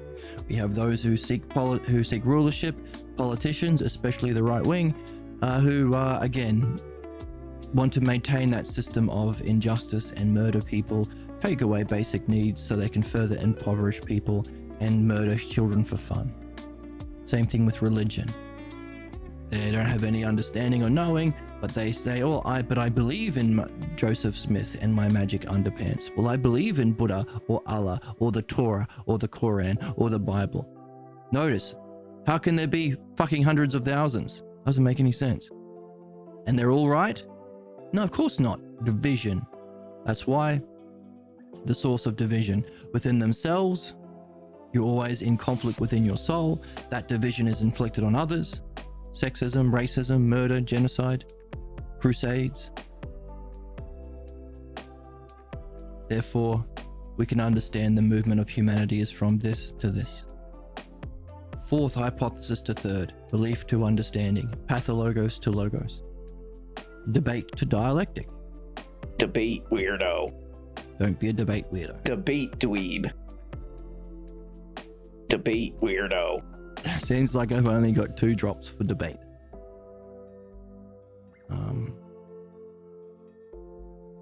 I have more for gooners. Gooner. Gooner. Gooners. Gooners. Gooners. Gooners. You can be a gooner. You can be a gooner Queen of gooning. if you're the queen of gooning. Fucking bitch, pussy ass fucker. Maybe you shouldn't call her the queen of gooning, RM. I'm going to get you. I'm going to Oh my find goodness. you. And I'm going to get you. There is division on my soundboard. Isn't that interesting? So another example that you are in your problem. Let's see it on the board.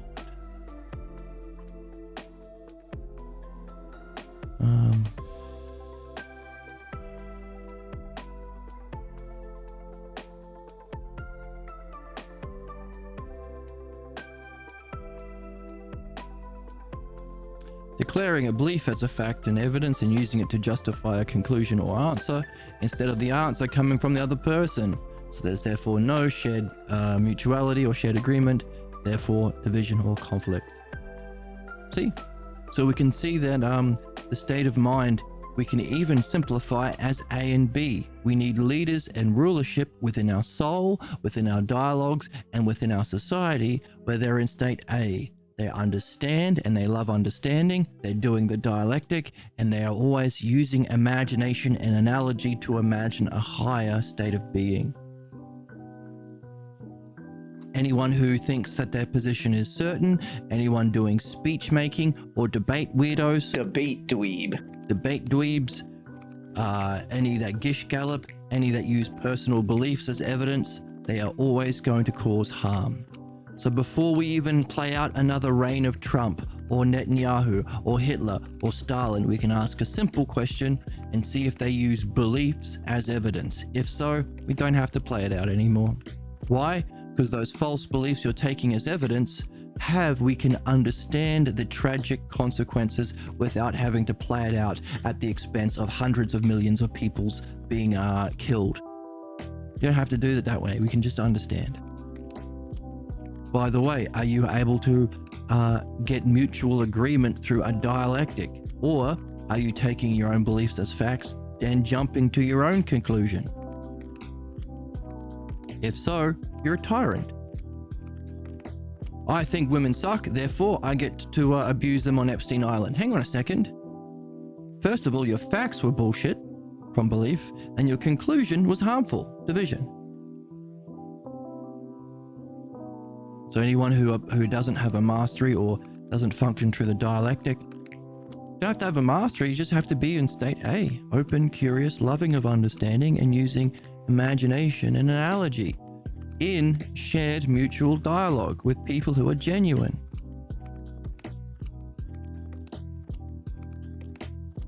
Is that interesting? Do you find it interesting? I would scoop the moon in a cup for you. I'm glad. I'm glad that it says interesting that you want to scoop the moon in the cup. If you don't know, now you know. Now you know. Okay, you believe in this, I believe in that. Talking for the other person, stage 3. Therefore, our conclusion is no lord can be ruler and no ruler can be deified. Our freedom lies in this principle. Is it a principle? God is not to be sought anywhere but in the heart and soul of mind. Empty catchphrases or platitudes.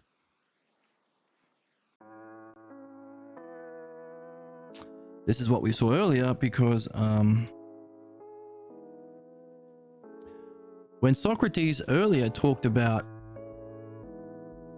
how we do reach truth, how do we reach truth? We have to find what allows for the growth and development of the soul. So there's the art. As an NBA player has to do slam dunks and 3-pointers, so too do any person with leadership on our society have to have a knowledge of the growth and development of the soul. The map we've been developing. How do we demonstrate what is true? Well, first of all, it has to reflect an even higher truth, as above, so below. But how do we show what's true? The struggle over truth is necessary to see which of these, which idea comes close to revealing and making intelligible, there's our dialectic, the truth of the ideas being contested, where one can confirm what we have explored through. Here's our method, reasoning through words. That's how we show something's true. Make it intelligible, show its understandability, reasoning through words, and appealing to the kind of experience that comes along with an encounter with intelligence. So not only can we reason about its parts, we point to its cause being the whole, the peak experience of mind. We need an ideal. How can you show you're a doctor? You have to be able to reason through words about the parts of the body, but point to an ideal. Have that picture of the man who's naked or the lady who's naked. Ooh. I'm just asking for some Gooner men. Some Gooner men. Okay, or the picture of the man who's naked. There we go. Gooners. As the ideal. Therefore, our ideal state of mind of self has to be referred to and appealed to, so we have something to point to as where we're going as a soul. So that's knowledge. So while we say for independent skills or arts like medicine, you have to have knowledge and understanding, what we mean ideally is knowledge of second hypothesis, which is pure knowledge, and understanding of the third, which is pure understanding. So we can see the dialectic is the archetype for all other arts that benefit. Is that fun?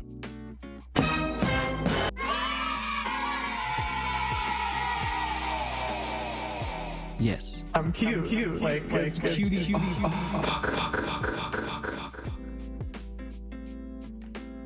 So, there's our reasoning through words, third hypothesis that can facilitate an encounter with direct experience, second hypothesis, but when reasoning is applied to it, it can bring even a quietness of mind, and through that one can drop away everything to see what it is that sees. That sight opens itself up to itself. Third hypothesis, second hypothesis, first hypothesis. Socrates just outlined in like 3 sentences the method of our purpose or development as an individual person, as a soul.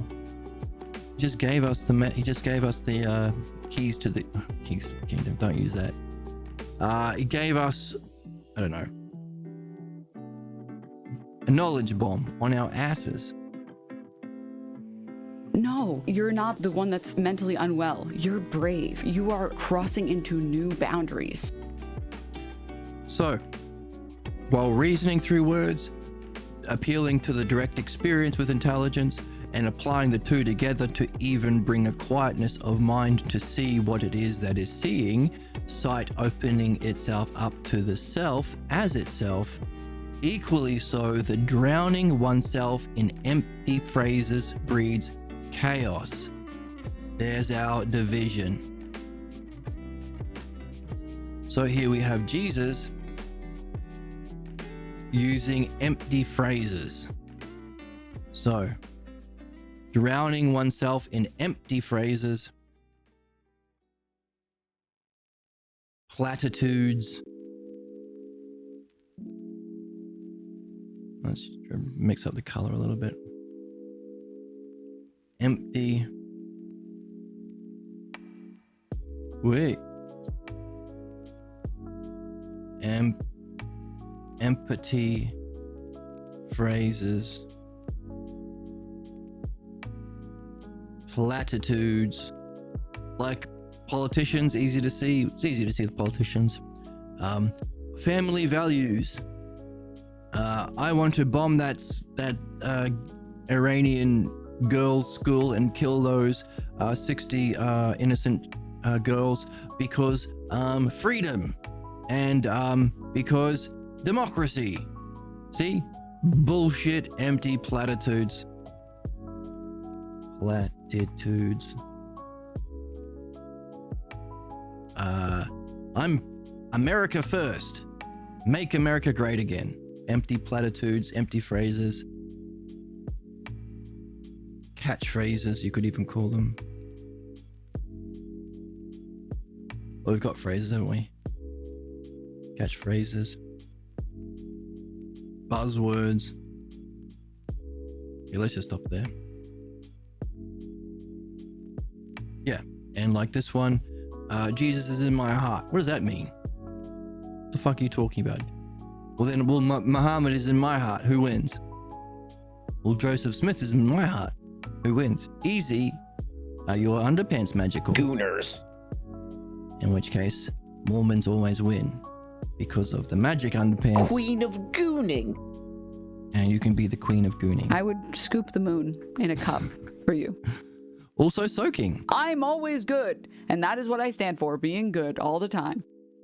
All the time. Gooning. Gooner. Empty catchphrases. So, isn't that interesting? Reason, reflection through words, appealing to our highest insight into pure intelligence, putting the two together to realize even that has a cause which can bring a silence to mind and your own vision, sight, attention, opening itself up to see itself as the self. That's the human journey. Fuck me. Isn't that interesting? Holy shit. 3, 2, 1. And what's for? Belief. Empty phrases brings conflict or division or chaos. He said chaos. So, it's in the heart and soul of man. Nonsense. To find him within is the kingdom of God. There we go. This difference separates us and can be shouted aloud that the fourth philosophy of our people, the fourth way or whatever, we are neither Sadducees, Pharisees, or Essenes. We are the fourth people called the Zealots, appealing to clan identity.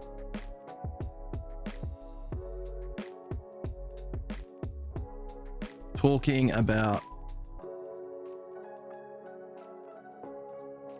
clan identity.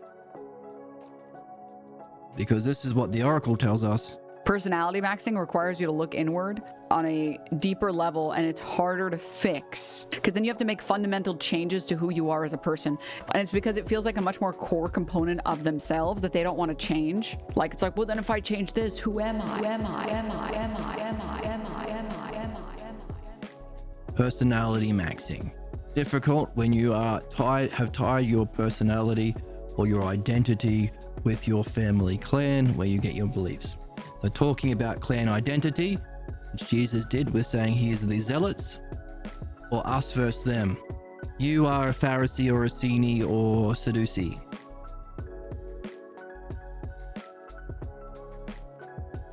Fourth hypothesis, division. Division into clans. And of course, we know we get our pathologos, which is the root cause of all human problems, from our clan upbringing and our identity, which makes it hard to do personality maxing. You've been a bad.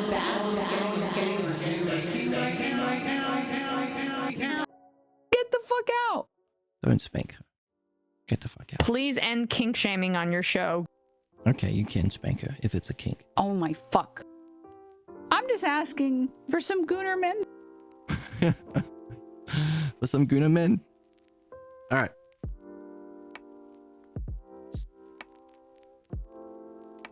So, all right. So,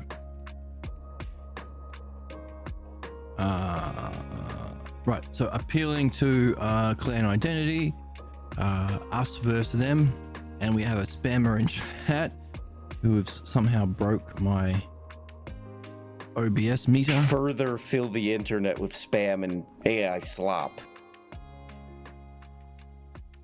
Okay, I think I fixed it.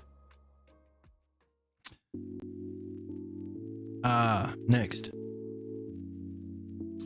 So, I am the fourth people, the zealots. Now, let it be said that no matter how many similarities, let it be said, declarations, like this, that no matter how many similarities we may find between our doctrines, this difference is impassable. So a kind of predicting of the future, prophecy in a negative way. This seems like a jumping ahead to a conclusion. Jumping ahead to a conclusion that supports your own personal beliefs. I think we have that on the board.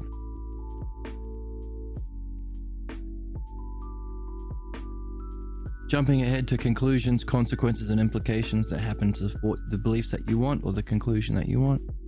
Yep, that's up there. I have heard you have a way of making the many appear as one, and among the many you have a way of placing them in a hierarchy. However that may be, every hierarchy has members, so that many, still a manyness, not a one.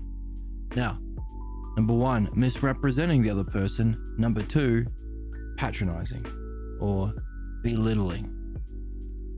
However that may be. Fuck, talking down. Telling the other person what they think instead of asking. That sounds like number three, but we can also include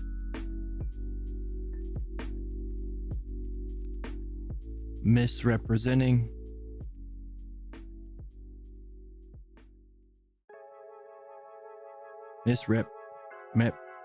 Misrepresenting the other person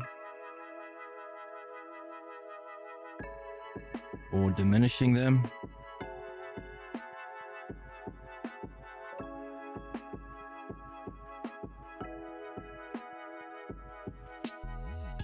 You might recognize this as ad hominem.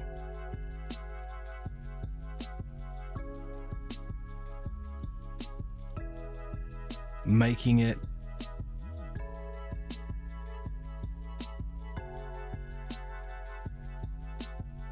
now, there's a little bit of this is in there, not entirely this one, but we can add it as well. Making the argument about personalities.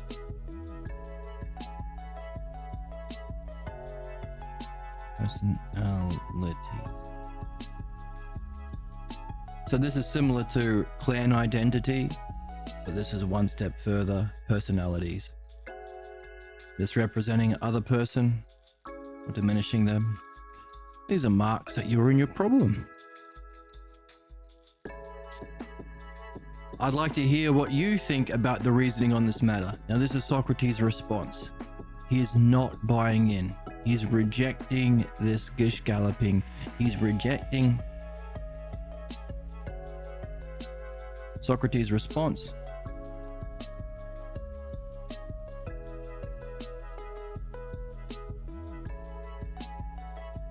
Socrates' response.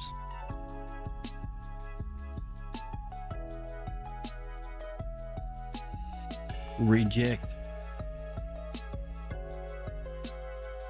premise.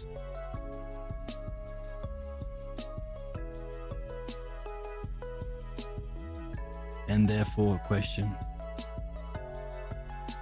Therefore, the framing,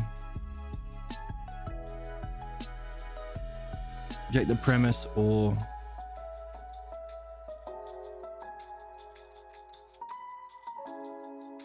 framing. How has he framed this question? Given all this bullshit, what do you say? No, none of that. Very simple, very easy to see with politicians. Hey, do you support the invasion of Iraq or do you hate America? I reject that framing. That's bullshit. You are insane. Get the fuck out. You need a straitjacket. That's weird that you think that. Oh man, that lady's certainly saying bad words.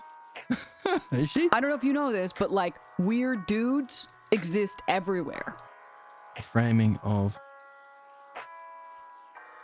or framing, which also means that question and therefore that question. Number 2, reject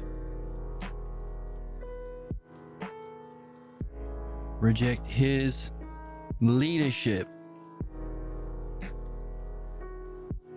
Up until now, there have been moments where Jesus tried to take leadership of the conversation, despite him not being a dialectician, and therefore, like a patient deciding to pretend to be a doctor.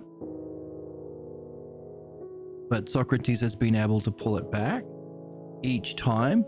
So all of these things that we are seeing now, we can take with us as an understanding of part of the aspects of the dialectician. Remember, well, we can take back with us our hypotheses, stages of understanding, our recognition that each of them has an identity with self, state of mind and functioning, and each of them has a kind of development that we see in the oxiding pictures. We can take that back with us as we read the text again with this level of mastery. We can also take back with us this to see how people's problems might indicate they're gonna be happening. Putting it off for later, talking about yourself instead of doing it, second person narrative, jumping to conclusions or consequences. We might see how sometimes Jesus or Socrates might be in a problem. Beliefs, not reasoning, challenging method, telling the other person what they think instead of asking and answering questions and answers is the dialectic. Declaring your belief as a fact and evidence, and then using that for a justification of an answer, instead of asking the other person and getting the answer from them. Empty phrases, platitudes, or catchphrases, talking about your clan identity or us versus them, misrepresenting the other person or diminishing them, or making it about personalities. So we could look at all of this as our second reading. Well, you go through the text again. How does Socrates respond to someone in B state of mind, problem state of mind? Reject the premise or framing. No, that's garbage. Do you support Trump or do you hate America? If that's stupid, you're stupid. You sick fuck. Sick fuck. Rejecting his leadership. Can we see the times where Socrates took back the leadership of the conversation? No. So this is the first time he's not yes-anding.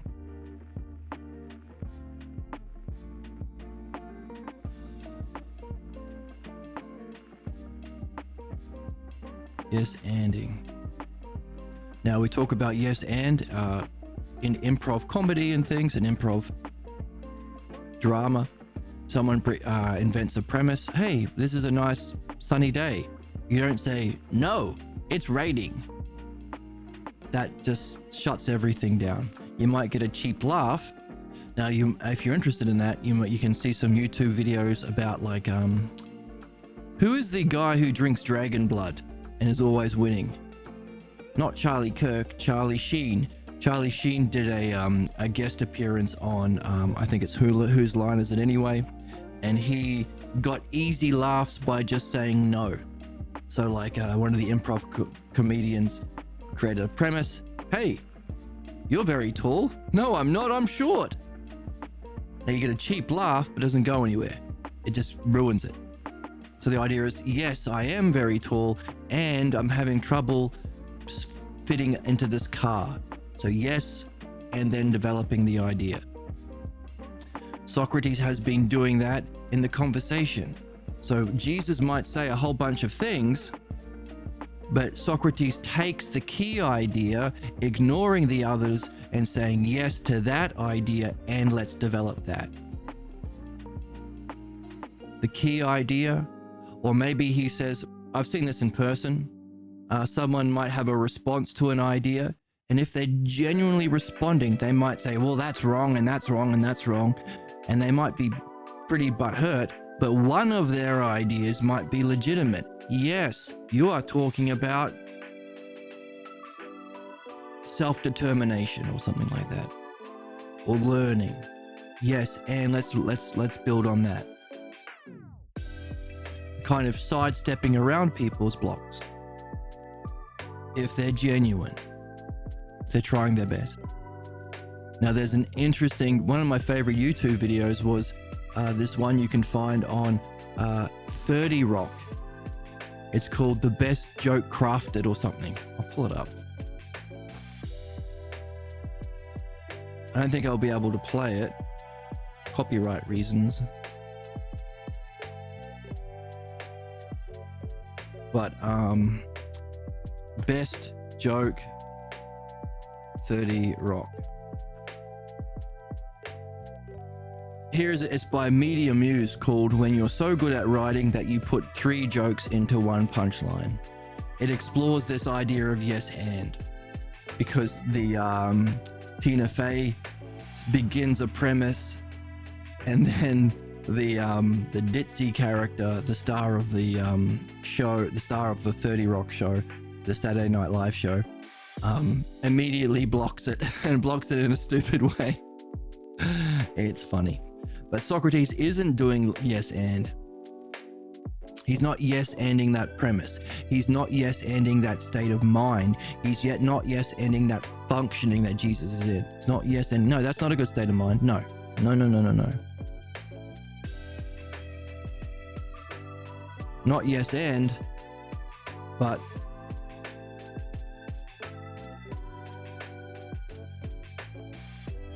no, this is what's really happening.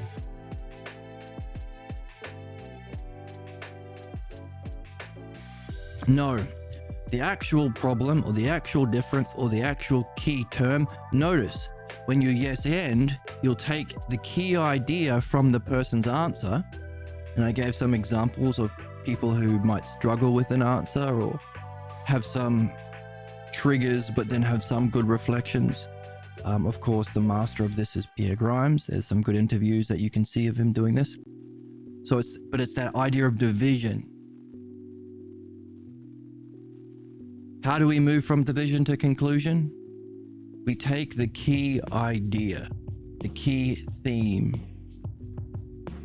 Talked about this last time. The key idea or principle from the divisions become the other. That's the other that is related back to self.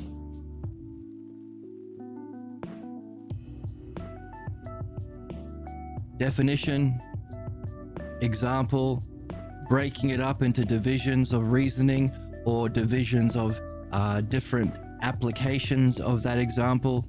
From those divisions, is there a key idea that comes forth? That's synthesis.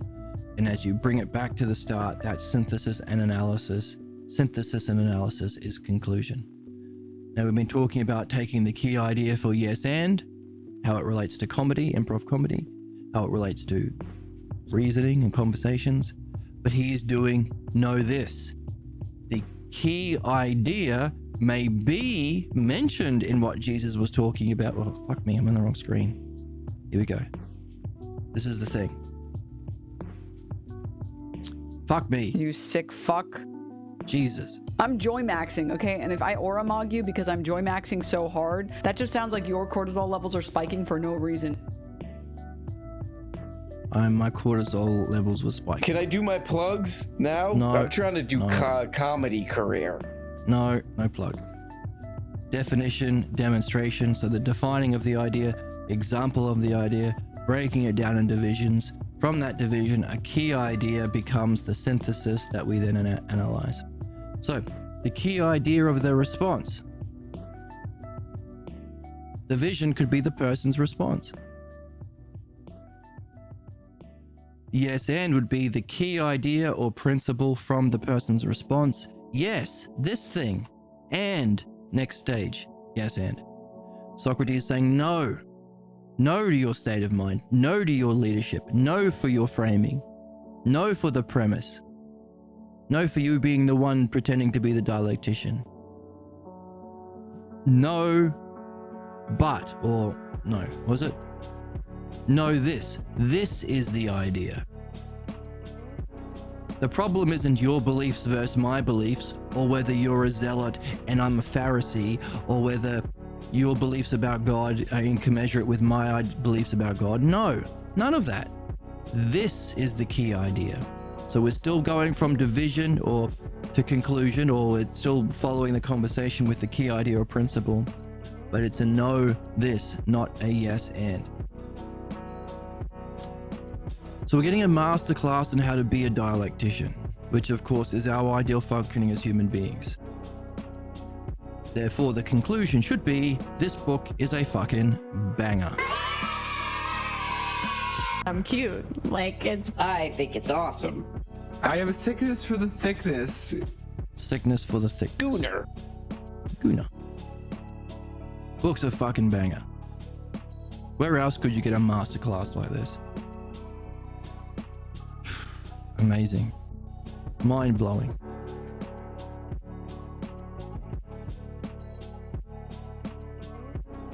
Imagine if I did get 50,000 of Hassan Piker's viewers and another 50,000 of Asmongold viewers. We could all, the reporters on TV could recognize when a politician is lying to us, and we could cut it off at its source. Hey man, just wanted to pop in real quick and thank you again for your help the other day with my mic quality. Oh, hey buddy. And totally forgot to mean to shoot you a follow too. Oh, thanks man. How are you finding it? Have you had any good feedback? Have you had a game with your mates yet? And have they mentioned how professional you sound? Are they giving you more cred? Are you audio mogging them in your games?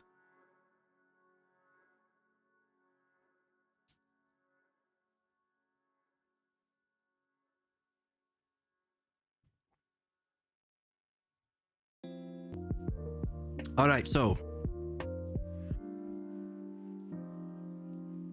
here we are.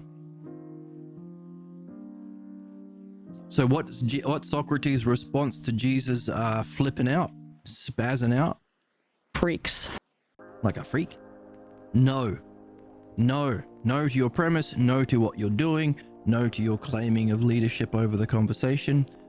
Not yes and, but no this. No and this. This is the issue. The issue or the difference is our idea of what we mean by the word, the key word, the logos. That's our job as the dialectician, to find the key word. That's why we want people to talk about his problems or our highest vision. The words are our clues. So if we are Sherlock Holmes solving the puzzle, words are the clues. In truth, we agree. So you're talking about division, fourth hypothesis. I'm talking about understanding, third hypothesis. So he's raising the conversation up. There we agree actually that there is a highest divine source. That would be the self. We agree that there's a model of creation for the universe. That would be the second hypothesis. And you even call it the logos. In the Greek translation of some of the texts, some of the Gospels of the Bible, like the opening of the Gospel of John, the logos. So we can infer, well, I think even Jesus talks about his early life. He was And we saw in this book, in Jesus' early life, he was talking with Hellenic philosophers, so he did understand the idea of logos, understandability, rationality, intelligibility. You say the logos or the word was in the beginning with God. So self, logos, the highest idea of God, self, oneself, its inherent logos. That's what we're after. And that means creation needed the logos as a model of creation. It must be eternal and unchanging.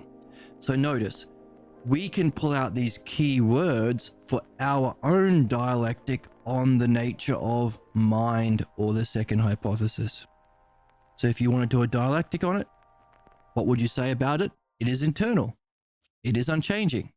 It has vitality. It has a mode of being. That's how we have been learning to read. So while these words are our clues, to use the Sherlock Holmes analogy, Sherlock Holmes has to go back to Baker Street and take these keywords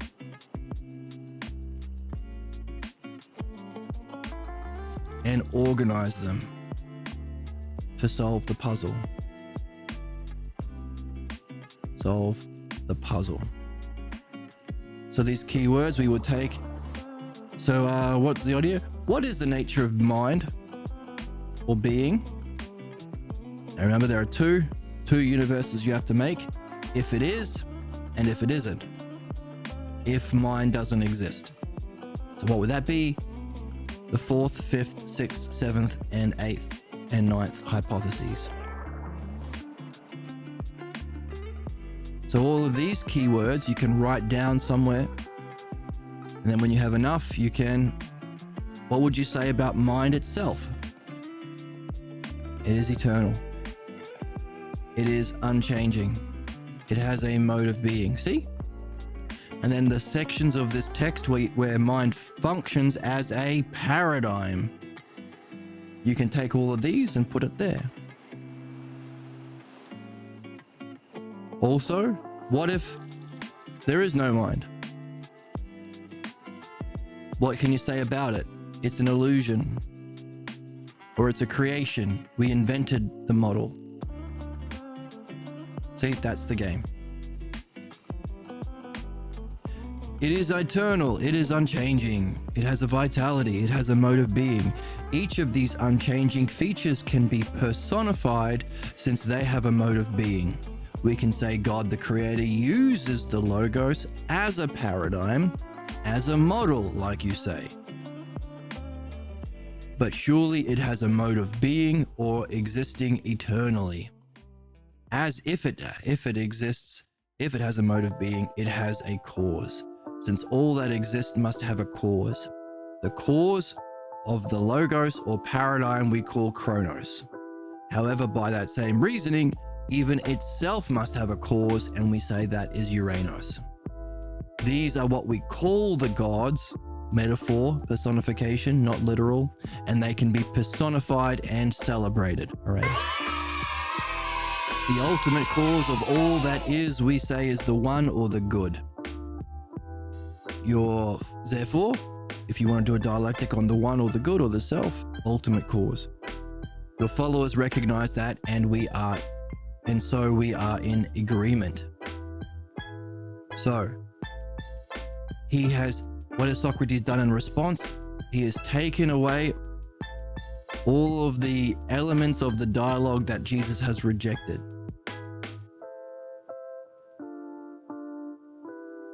So, how does somebody in their triggered state of mind function? I've got a list of things we could add to it. Misrepresenting the other person, clan identity, also ignoring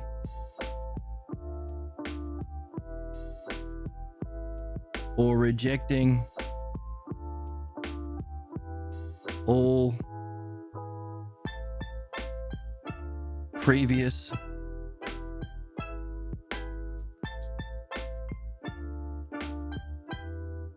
reasoning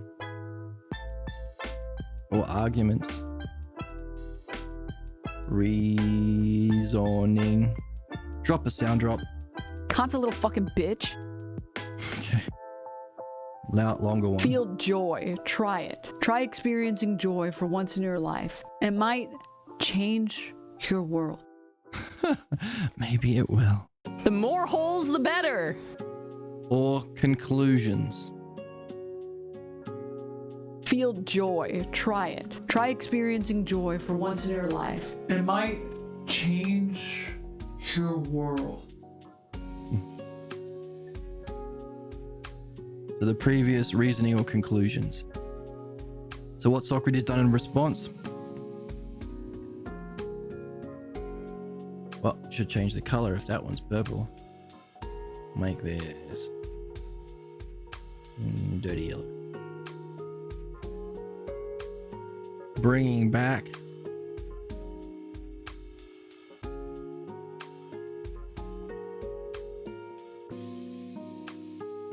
and re-summarizing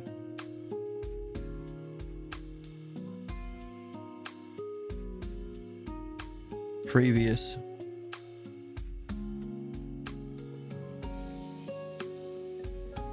re-summarizing. He didn't just re-summarize, he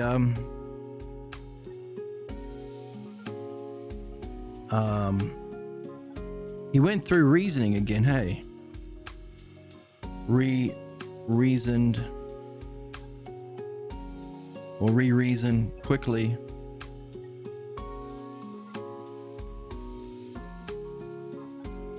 the previous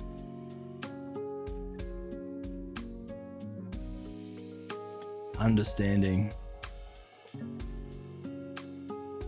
and conclusions. See?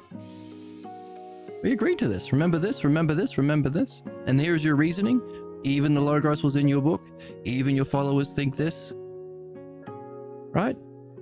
Remember how we talked about the difference between taking gods literally and as a personification or analogy for higher principles? Therefore, we're in agreement because understanding is open to everyone. You idiot. Fucking bitch. Pussy ass fucker. Oracle, calm down. Drop the attitude, man. Drop the attitude, Oracle. But also don't, because it's funny for me. You know what? Suck my dick. Oh my goodness. Oh my goodness. Compelling argument. Unbelievable. Sluts these days. Sorry, I was being a bit of a gooner. Gooners. Gooner bait. It was gooner bait. So, Socrates helping us bring the conversation back. So how are we for time? Oh, we'll read a little bit more. So, not only have we re-summarized and re-reasoned the key points and conclusions for Jesus who was triggered, he's also given us a little bit extra. He's given us that, hey, if there's a cause for the Logos as the paradigm, second hypothesis, we could call that Chronos. But hey, we could even add another step, Uranos. Therefore, maybe there are two levels of self, as there are two levels of mind and two levels of the physical world, as states of being or levels of understanding. The ultimate cause is the one or the good. Does that make the one or the good Uranus?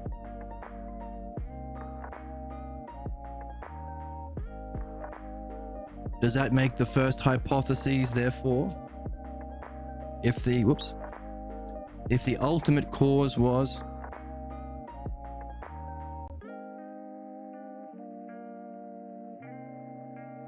I hope people are finding this fun, because it is fun. It's also super cool. We can explore where we are in terms of reasoning as a species. If Chronos is the cause of the second, and Uranus is the cause of Chronos, and he said by the way, the ultimate cause is the one or the good self, then if the first hypothesis is a dialectical, purely reasoned breakdown of Parmenides' idea of self, which he calls the one self, then is the first hypothesis Uranus? Therefore, is the missing hypothesis Kronos? Therefore, our addition to the hypotheses is that put the 10th hypothesis under here. So we're missing the functioning or activity of the self.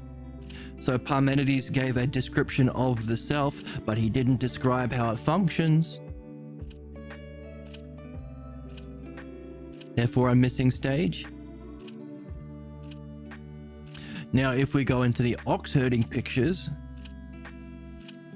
what we've seen is having the ox is before the functioning.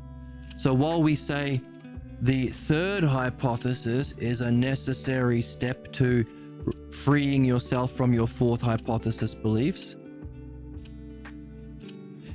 it's also prior to experiencing the second with understanding. It's the method. Now, of course, you can have glimpse, but it's also the method for integration.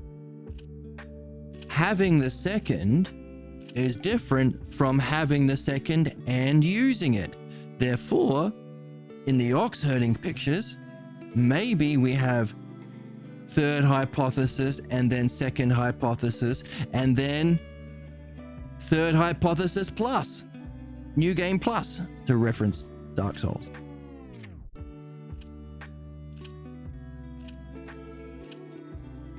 An enhanced or leveled up kind of functioning with the second hypothesis.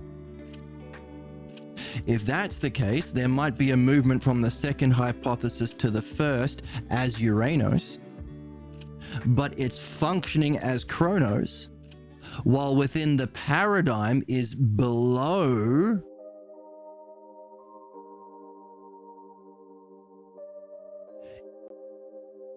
the 10th hypothesis here. Its actual stage might be above. To recognize the self as a whole might come first. The integration of that and its functioning might be second.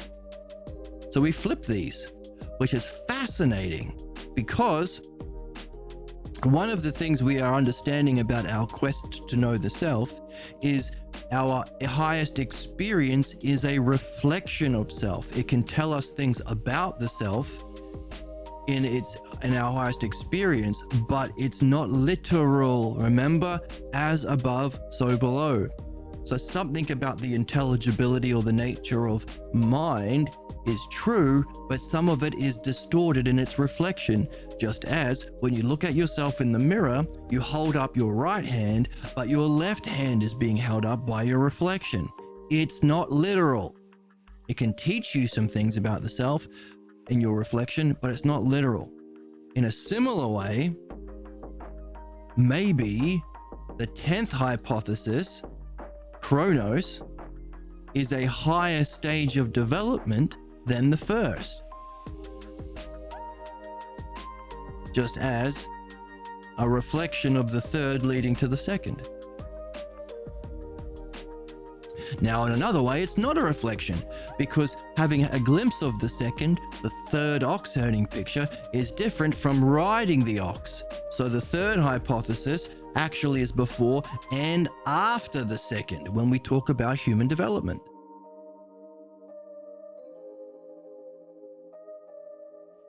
Therefore, the glimpse of the first hypothesis, Uranus, is prior in our development to functioning through it. It's Kronos.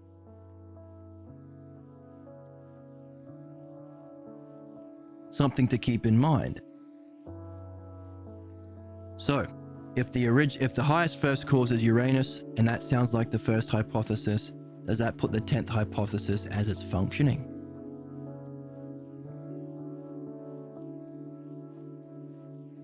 After it on the hypotheses, but before it in terms of our development or the ox herding pictures.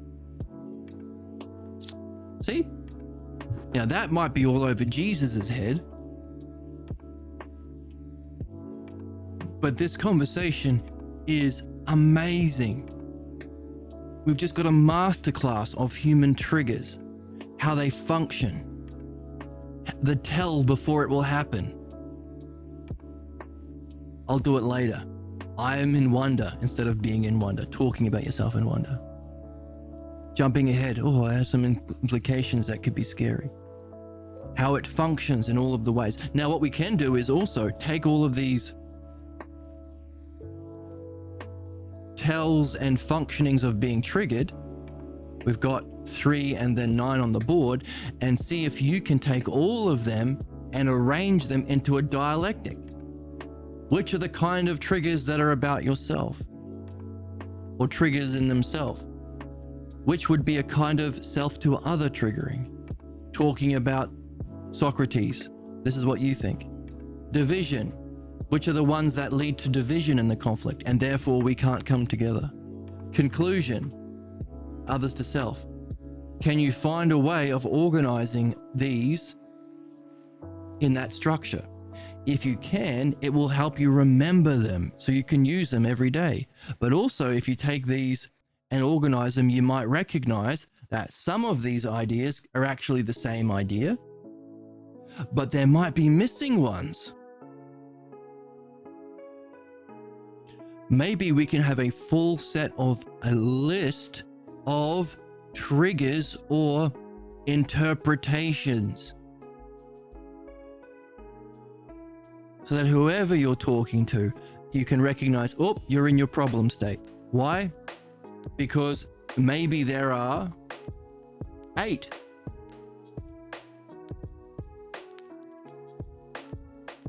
4 positive and 4 rejections. So maybe 4 declarative statements. You are doing this. My beliefs are this. This is the, and 4 kinds of rejection. Rejecting the actual conclusions. Rejecting the actual method. So maybe we can find triggers that are methods that would go under division. Demonstration. Hey, how are you flipping up the method? Taking control of the dialogue. So we can say that for the positive, and we could also say it for the negative. What would that be? Rejecting the actual dialectic. Dialectic is stupid. Let me make a speech.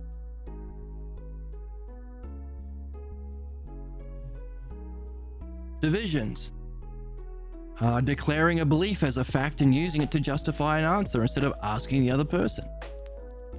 So that would be something he is doing, so positive, as a division of interpretation, or from the problem state of mind.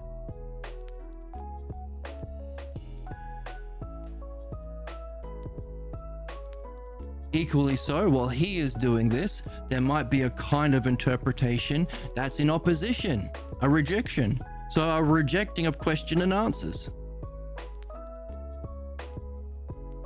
See? I don't know.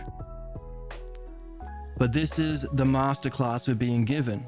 Socrates is giving us an example that should be enough to establish a dialectical structure, but given everything we've seen up until now in the text, it is likely not going to be complete, because this giving of an incomplete analogy is the teaching method.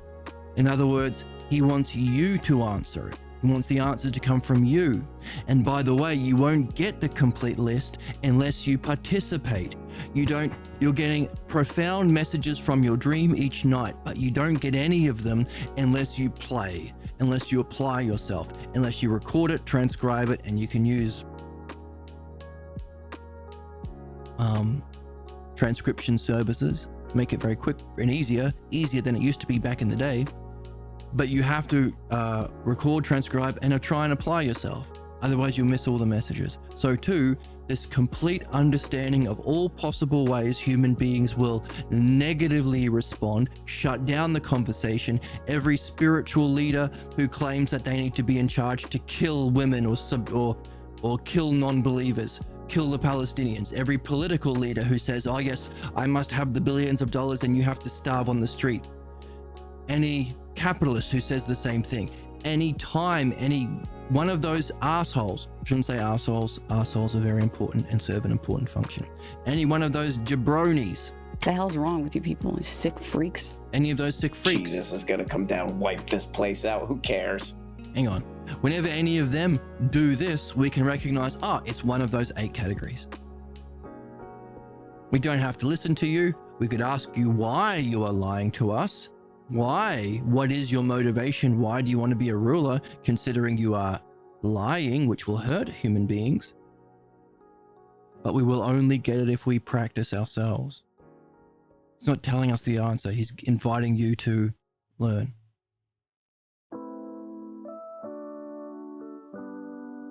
All from one paragraph or a couple of paragraphs. Isn't that amazing? A masterclass of what we need for human beings to put an end to the injustice and manipulation that we are experiencing in our world. And your own blocks, in your own conversation, in your own dialectics or dream analysis. Ideally with a loved one, or friend, or fellow philosophers. Isn't that good? Holy fuck beans. So, super important message about our problems, number 1. Number 2, our excellence. Number 3, how do we communicate in a way that gives puzzles? And number 4, how do we respond to people when they're triggered? Fucking amazing. Now, we wouldn't see how fucking amazing these 2 pages or 1 page or 2, well, yeah, this page or 2 is if it wasn't for the previous 150 episodes of this stream. You wouldn't recognize Michael Jordan as some amazing basketball player if you didn't first learn basketball. If Travis Kelce, is that the guy's name? Or LeBron, no.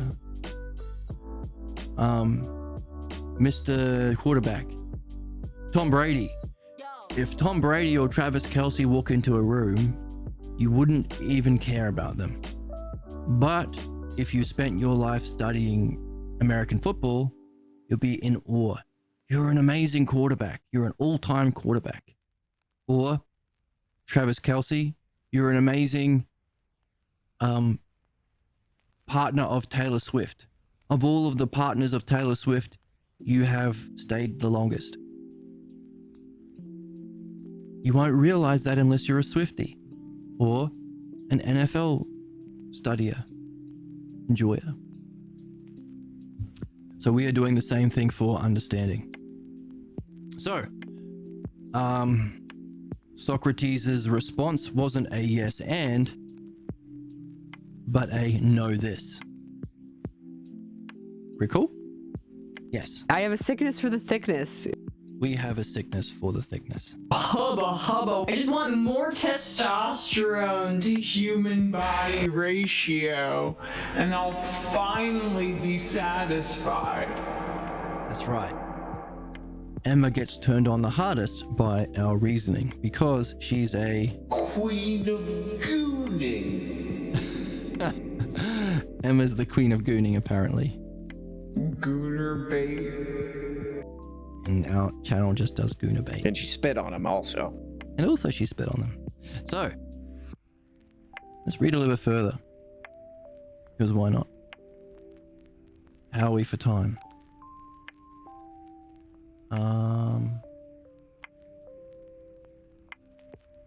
I don't know.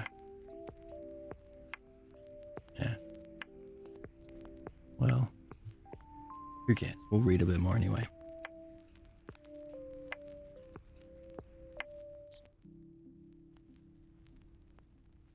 So, Socrates says, hey, no, that's not the problem, you idiot.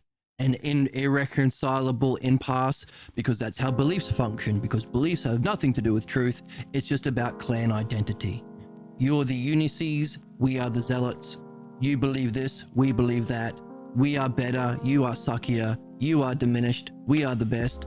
We can't ever come to an agreement. We're always going to be in conflict. That is always how beliefs function.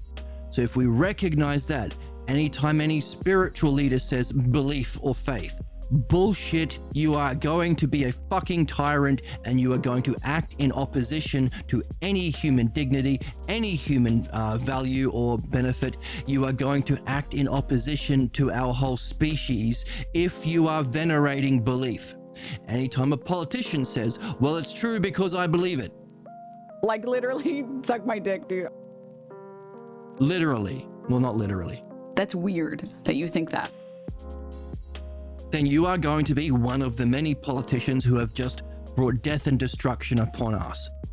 If you are saying, oh, I believe it, why should you take away women's rights to reproductive health? Oh, because I believe women suck because the Bible says they did sin and they ate the apple and they tricked us. That's fucking stupid, you sexist pig. Anytime a capitalist says I should have more money than I can spend in a lifetime. Why? Oh, because I believe that my family is the best family and you are goyim, or you are slaves, or you are infidels, or you are whatever, and you have to be suffering. Fuck you and your beliefs. Always, always, always. Because that's what beliefs do by definition. Because of this book and our application to reading this book without interpretation, we have seen this for ourselves. So, all of that understanding needed to see the definition of human problems and the functioning by definition of belief has come together right at the end of this book as Jesus demonstrating what we've defined, dialectic, in the book, in the structure of the book. By the way, the problem is belief, and the problem is we are from different belief clans. Jesus says, no, fuck you. You have the brain of a child if you think that. You have a brain of a child if you think that.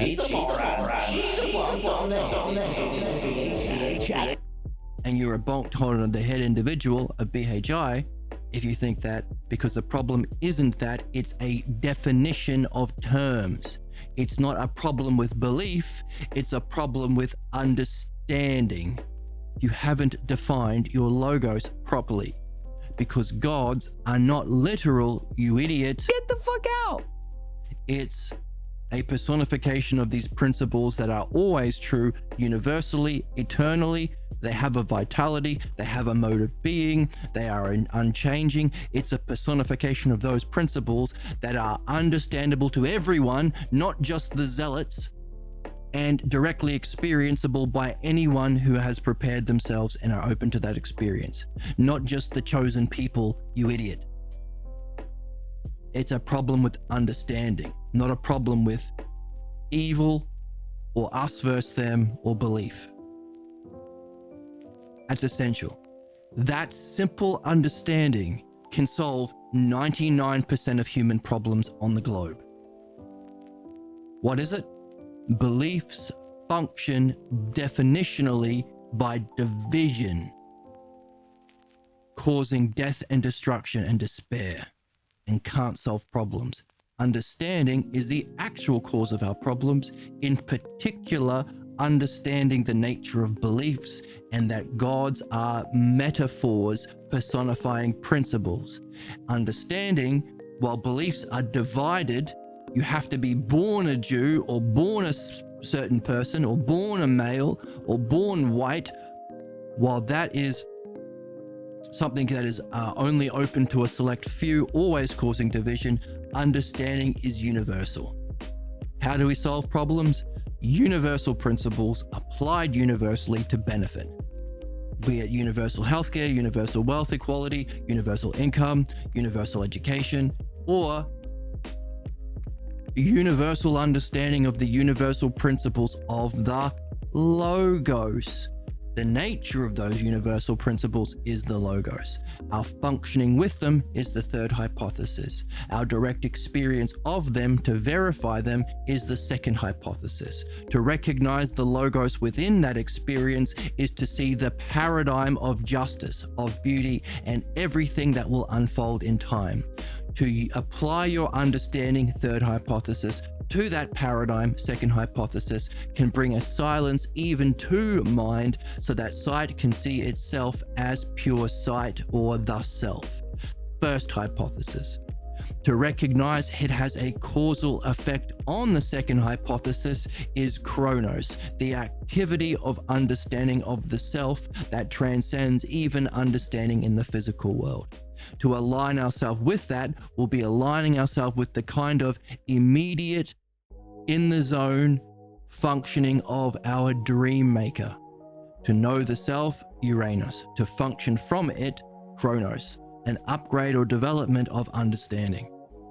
Just as our own understanding, third hypothesis, upgrades with any experience of the second, so too could it upgrade with any experience of the first, Uranus. Open to all. Everyone wins. It's a win-win-win. It's a win-win-win-win-win. Our challenge is to nail that down with mastery, which is why we're talking about finding the terms and the structure and solving the puzzle yourself, so you can take everything we've been reading today and make your own mini dialectics. If you have good friends in your life, invite them for coffee and say, hey, let me run you through this dialectic. Why? Not to prove you're right, but to practice your understanding and to test your vision. This is what we should be doing with our time by definition. You can be a gooner. You can be a gooner, but also... There's only two options at the end of an argument. One, you're wrong, but now you always get to be right about that topic going forward. So you get to learn something, which is always a plus. Or two, you're right and you get to revel in being right.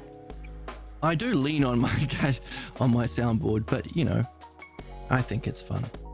And the oracle's always right about everything, so that's why it's... I'm always good. And that is what I stand for, being good all the time. That's why we can use the oracle all the time, because she's good all the time. So, you can practice, which allows you to nail down, and that's what Socrates has been pointing out is the purpose of our human existence. To learn and nurture, to remember this and nail it down in your soul, so that wherever you find yourself in any lifetime, in any dimension, on any planet, in any period of history, you can function in this way. That's the kind of learning we're here for, which must be necessary for our dream maker if it creates a dream for, well, several dreams a night for over 8 billion people and billions more animals anywhere in the world and other planets too. So a very high level of intelligence and functioning is our goal, of course. Isn't that fun?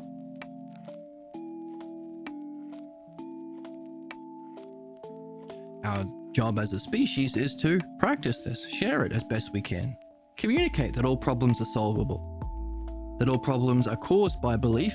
So any leadership position that's based on belief will cause harm, death, and destruction, and solve with understanding. Therefore, the metric for, just as you have to show an understanding of teeth to be a dentist, so too you have to show an understanding of the development and benefit and growth of the soul to be a spiritual political leader.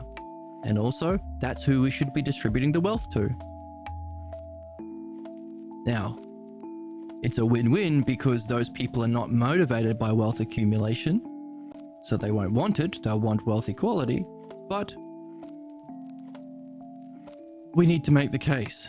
Hey, $1 billion to LeBron James, $1 trillion to Elon Musk. How about you get $1 billion and $1 trillion if you, as a philosopher, spend a decade of your life in a leadership position?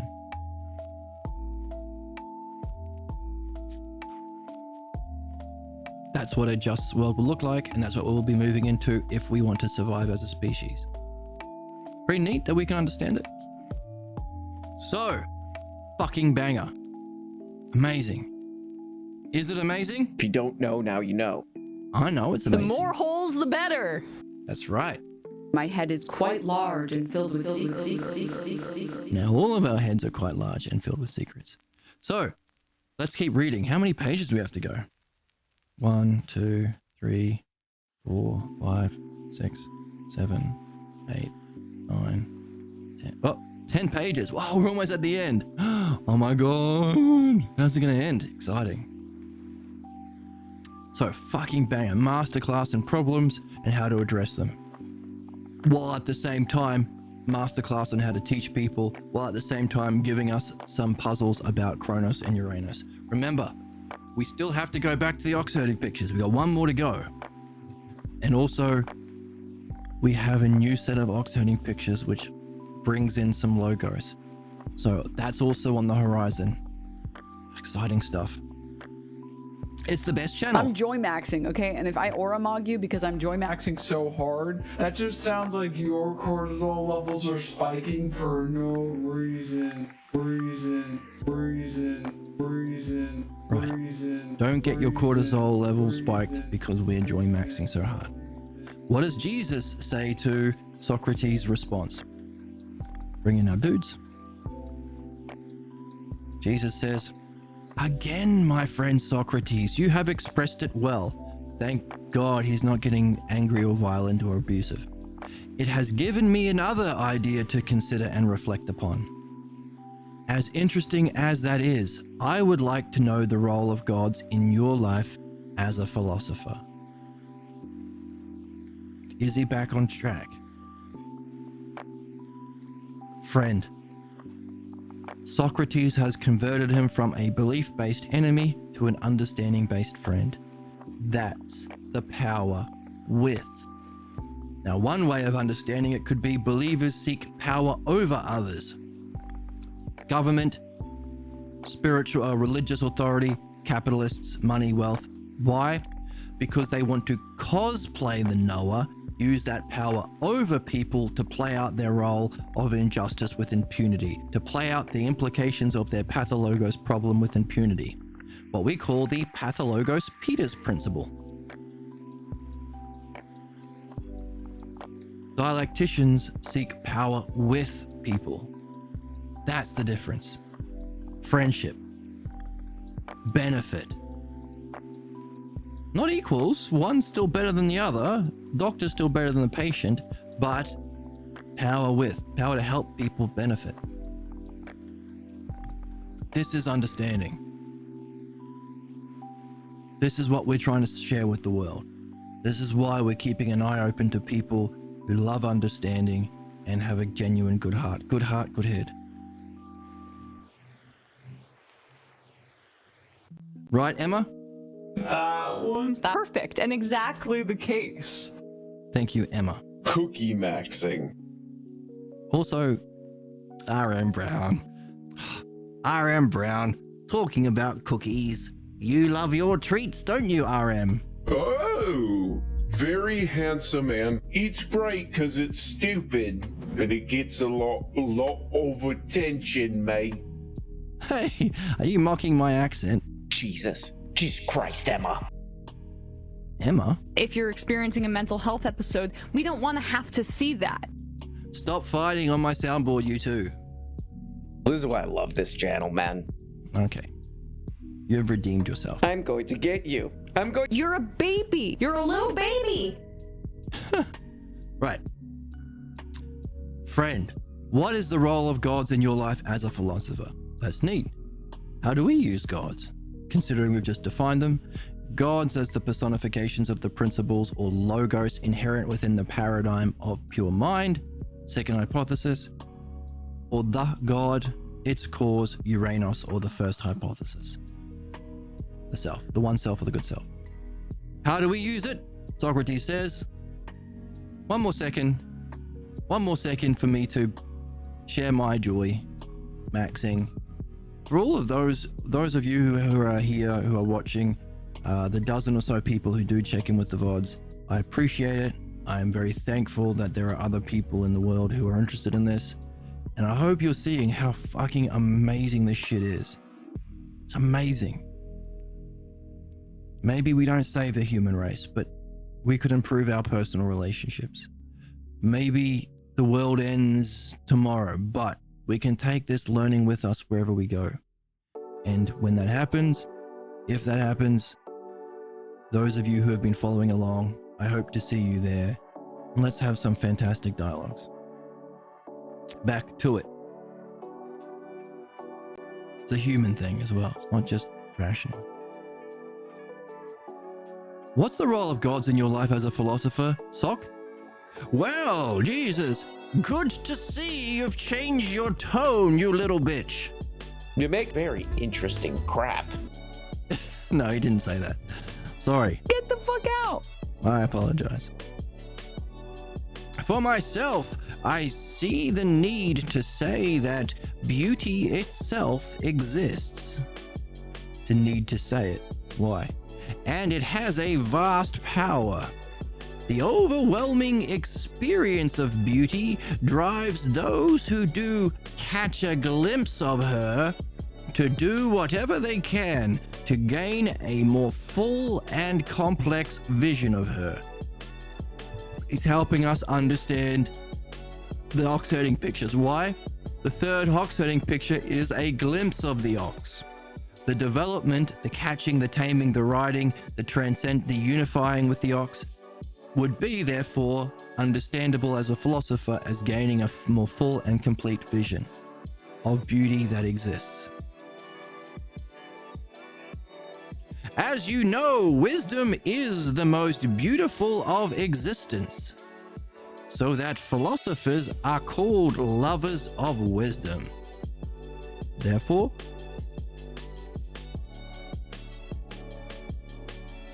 the name philosopher by definition would be to catch a glimpse and gain a more full and complete vision of the beauty that exists as the integration of the second hypothesis. That's wisdom. That's philosophy. Anyone who thinks it's about beliefs are philodoxias, lovers of opinion. And that covers 99% of philosopher channels and philosophers you meet at colleges. To pursue her, they need the arts linked with Apollo. Here's our friend Apollo. Hooray. People don't logic their way into stupid positions. They stupid their way into positions. They stupid positions, but we Apollo our way into truth. Apollo. Since he represents the powers that perfect and convert those attracted to harmony to reach intellectual truth and the light that luminosity resides there. Wow. So our method, Apollo, logos, dialectic, reading.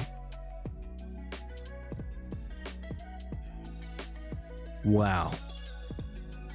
But notice, that's the method, you need the engine. Oh my god, my head's itchy. Can't scratch it. You need the engine. What's the engine? We've been talking about Aphrodite, beauty, harmony. That's interesting. We've been talking about how do we share this with others? And we've been talking about beauty. Socrates was attracted to a beautiful young woman who was engaged in understanding. That led him to fall in love with understanding and approach understanding of the mind. That led him into philosophy. Diotima, a woman, same thing. Before he met her, Socrates talked about musicians. This has been my puzzle. How do I use music to benefit?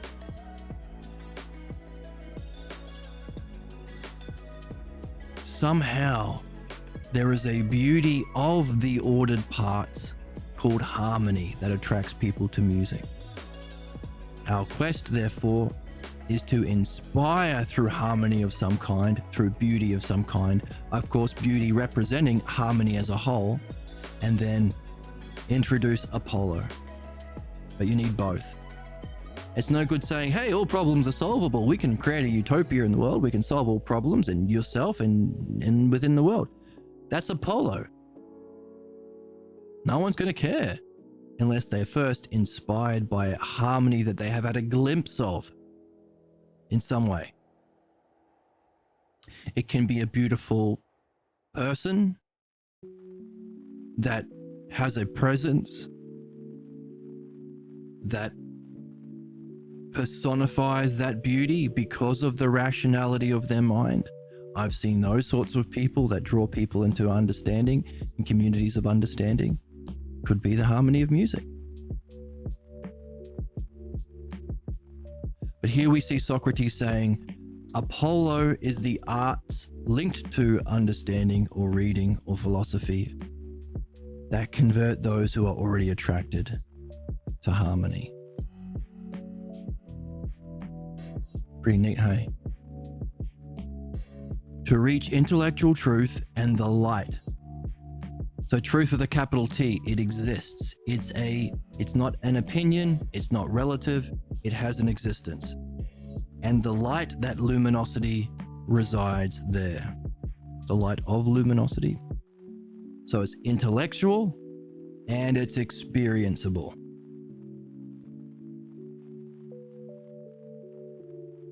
It's both, second and third. Hypothesis. Here's symbols. Let me have a coffee. Kant's a little fucking bitch. Progress didn't happen because of people like you. In fact, people like you have always set back progress. Not me. Dead-eyed, and I don't use this kind of terminology lightly, dimwits. Me? Freaks. Me? Get the fuck out. Get the fuck out. That's not very nice. I have a sickness for the thickness. You're a gooner. Gooners. All right. We're doing well. No, you're not the one that's mentally unwell. You're brave. You are crossing into new boundaries. That's right. We're brave and we're crossing new boundaries.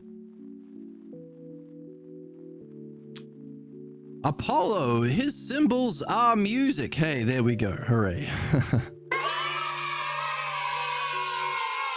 Since harmony is most readily seen through her inspired creations. Wow, that's going to help me out a lot. I'm going to have to wonder about that as I play more music today and beyond. Right. Apollo's symbols are music since harmony is most readily seen through her inspired creations. Hermes. From the earliest of times, being called the supplier of philosophy, and elevates those souls akin to him. But unless they include in their study the dialectic, the power of the logos, they will utterly fail to achieve the passage from that brilliant light of being to the good itself. Holy fuck beans.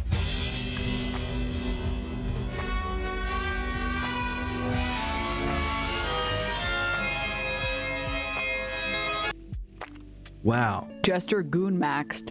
Cookie maxing. We've both cookie maxed and Jester goon maxed. This is essential. We've been using the idea of Hermes to represent the dialectic, and we get it again here. The union of an attraction and inspiration for harmony and beauty, Aphrodite, linked to Apollo, the reading that we do here, the learning of the dialectic here. You need both together, Aphrodite and Apollo, to reach Hermes. Hermes is the supplier of philosophy, elevates our souls. So Hermes, therefore, is the method through which we make our journeys. Now that kind of brings together what we've been seeing. We've been seeing Socrates using the dialectic. We've been trying to see this structure in his thinking and the conversation, as we have in the author, because it seems like Socrates is using the dialectic to transition Jesus through these hypotheses. So Hermes is the elevator of souls. If this is the map of souls, Hermes is the elevator.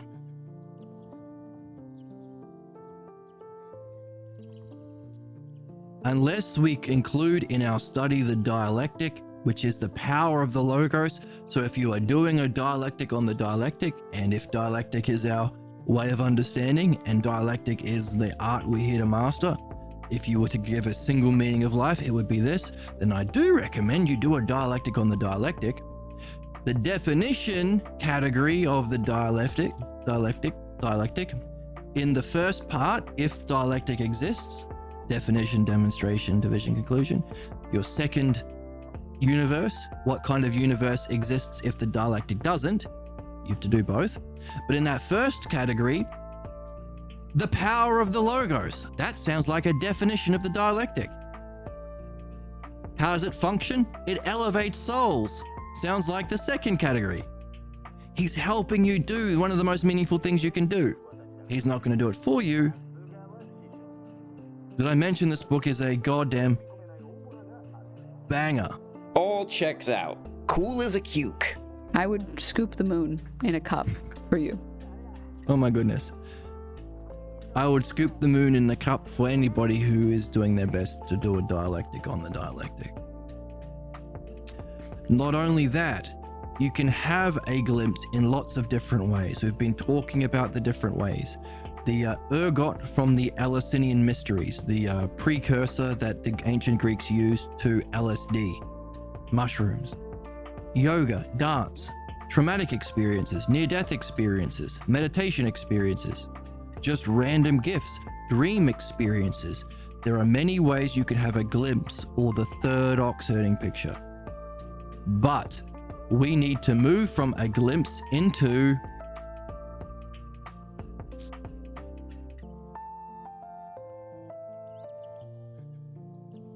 a full and more complete vision of her. Oxherding pictures, development. For that, we need the arts. Apollo. And now we have a spammer in chat. The internet is all robots. You're a robot. It's a scam.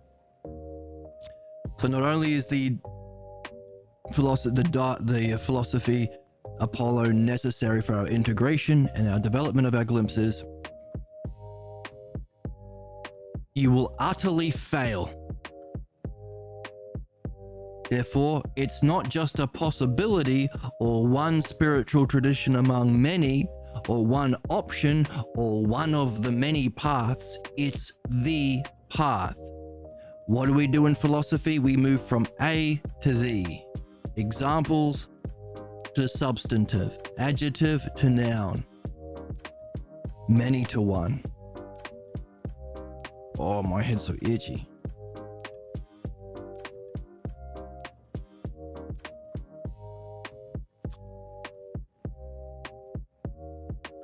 Can't scratch. I mustn't. I want to.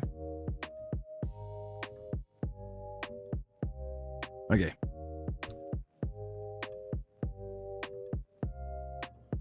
Utterly fail to achieve what? Passage from the brilliant light of being to the good itself. So, we're going to look for the use of the dialectic in the oxherding pictures to find an oxherding picture that talks about the full integration of the brilliant light of being, but also look for a passage to the good itself in balloons. Or we can see it on the hypotheses, because that's what we've been working with. You need the art of the power of the logos, third hypothesis, the activity. So we could call this Apollo. To a glimpse, we could call that glimpse Aphrodite, is necessary to go from a glimpse of the second to its source, the good or the self, which is our ultimate goal. It's necessary. It's not an option, it's necessary. It's not one among many, it's necessary. It's not just your belief or opinion, it's the truth. Hermes takes both of these together to reach the self. Takes Apollo and Aphrodite together to reach the self. The anagogic triad. To be inspired by beauty or harmony, or the harmony within beauty. To do the reading and the practice that we've been learning. Bring those two together, Hermes. Called the anagogic triad because it elevates. Oh my god, my head is so itchy. Scratch around it maybe.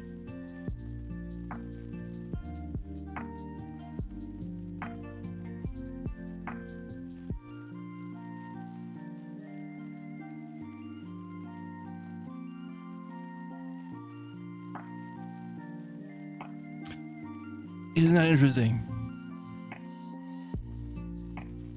Isn't that interesting? The answer is yes, it's super interesting. The more holes, the better. Fuck. I would Scoop the moon in a cup for you. This is why this channel. All the sound dropped because of how good it is. Thus, we can say that in my philosophical journey, I pay heed to Aphrodite, Apollo, and Hermes. We did it.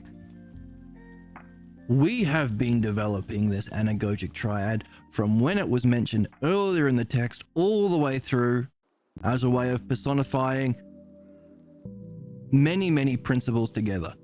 Understanding, Apollo. Logos, Apollo. Reading, Apollo.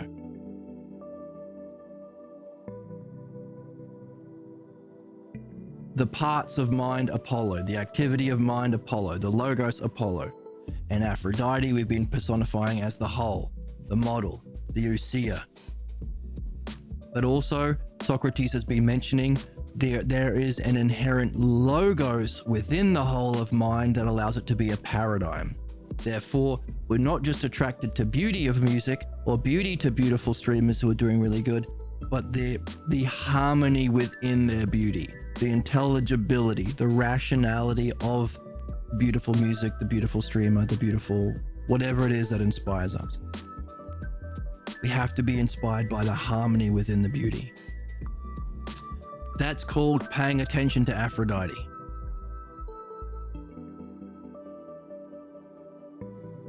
Converting that inspiration into our own understanding through the reading that we do, that's called paying attention to Apollo.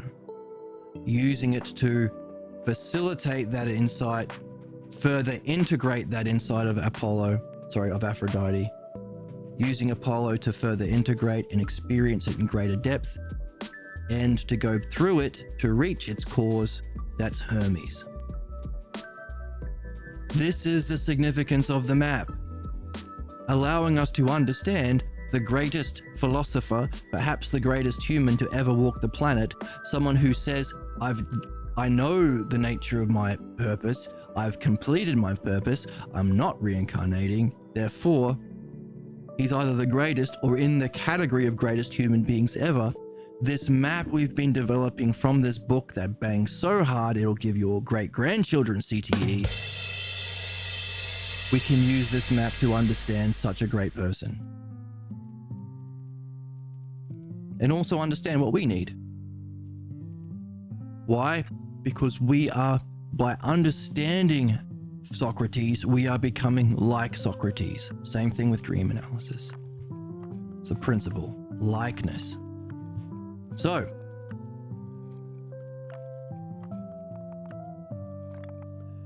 Hermes elevates those souls akin to him. If Socrates is akin to Hermes and we are becoming like Socrates, we are becoming also akin to Hermes. By doing what? By doing our best to see and function through the dialectic as much as we can at all times. What happens as a result? We get elevated. Through the passage of that brilliant light of being to the good itself. Thus we can say, in our life, as Socrates' life, he pays heed to Aphrodite, Apollo, and Hermes. And Jesus says,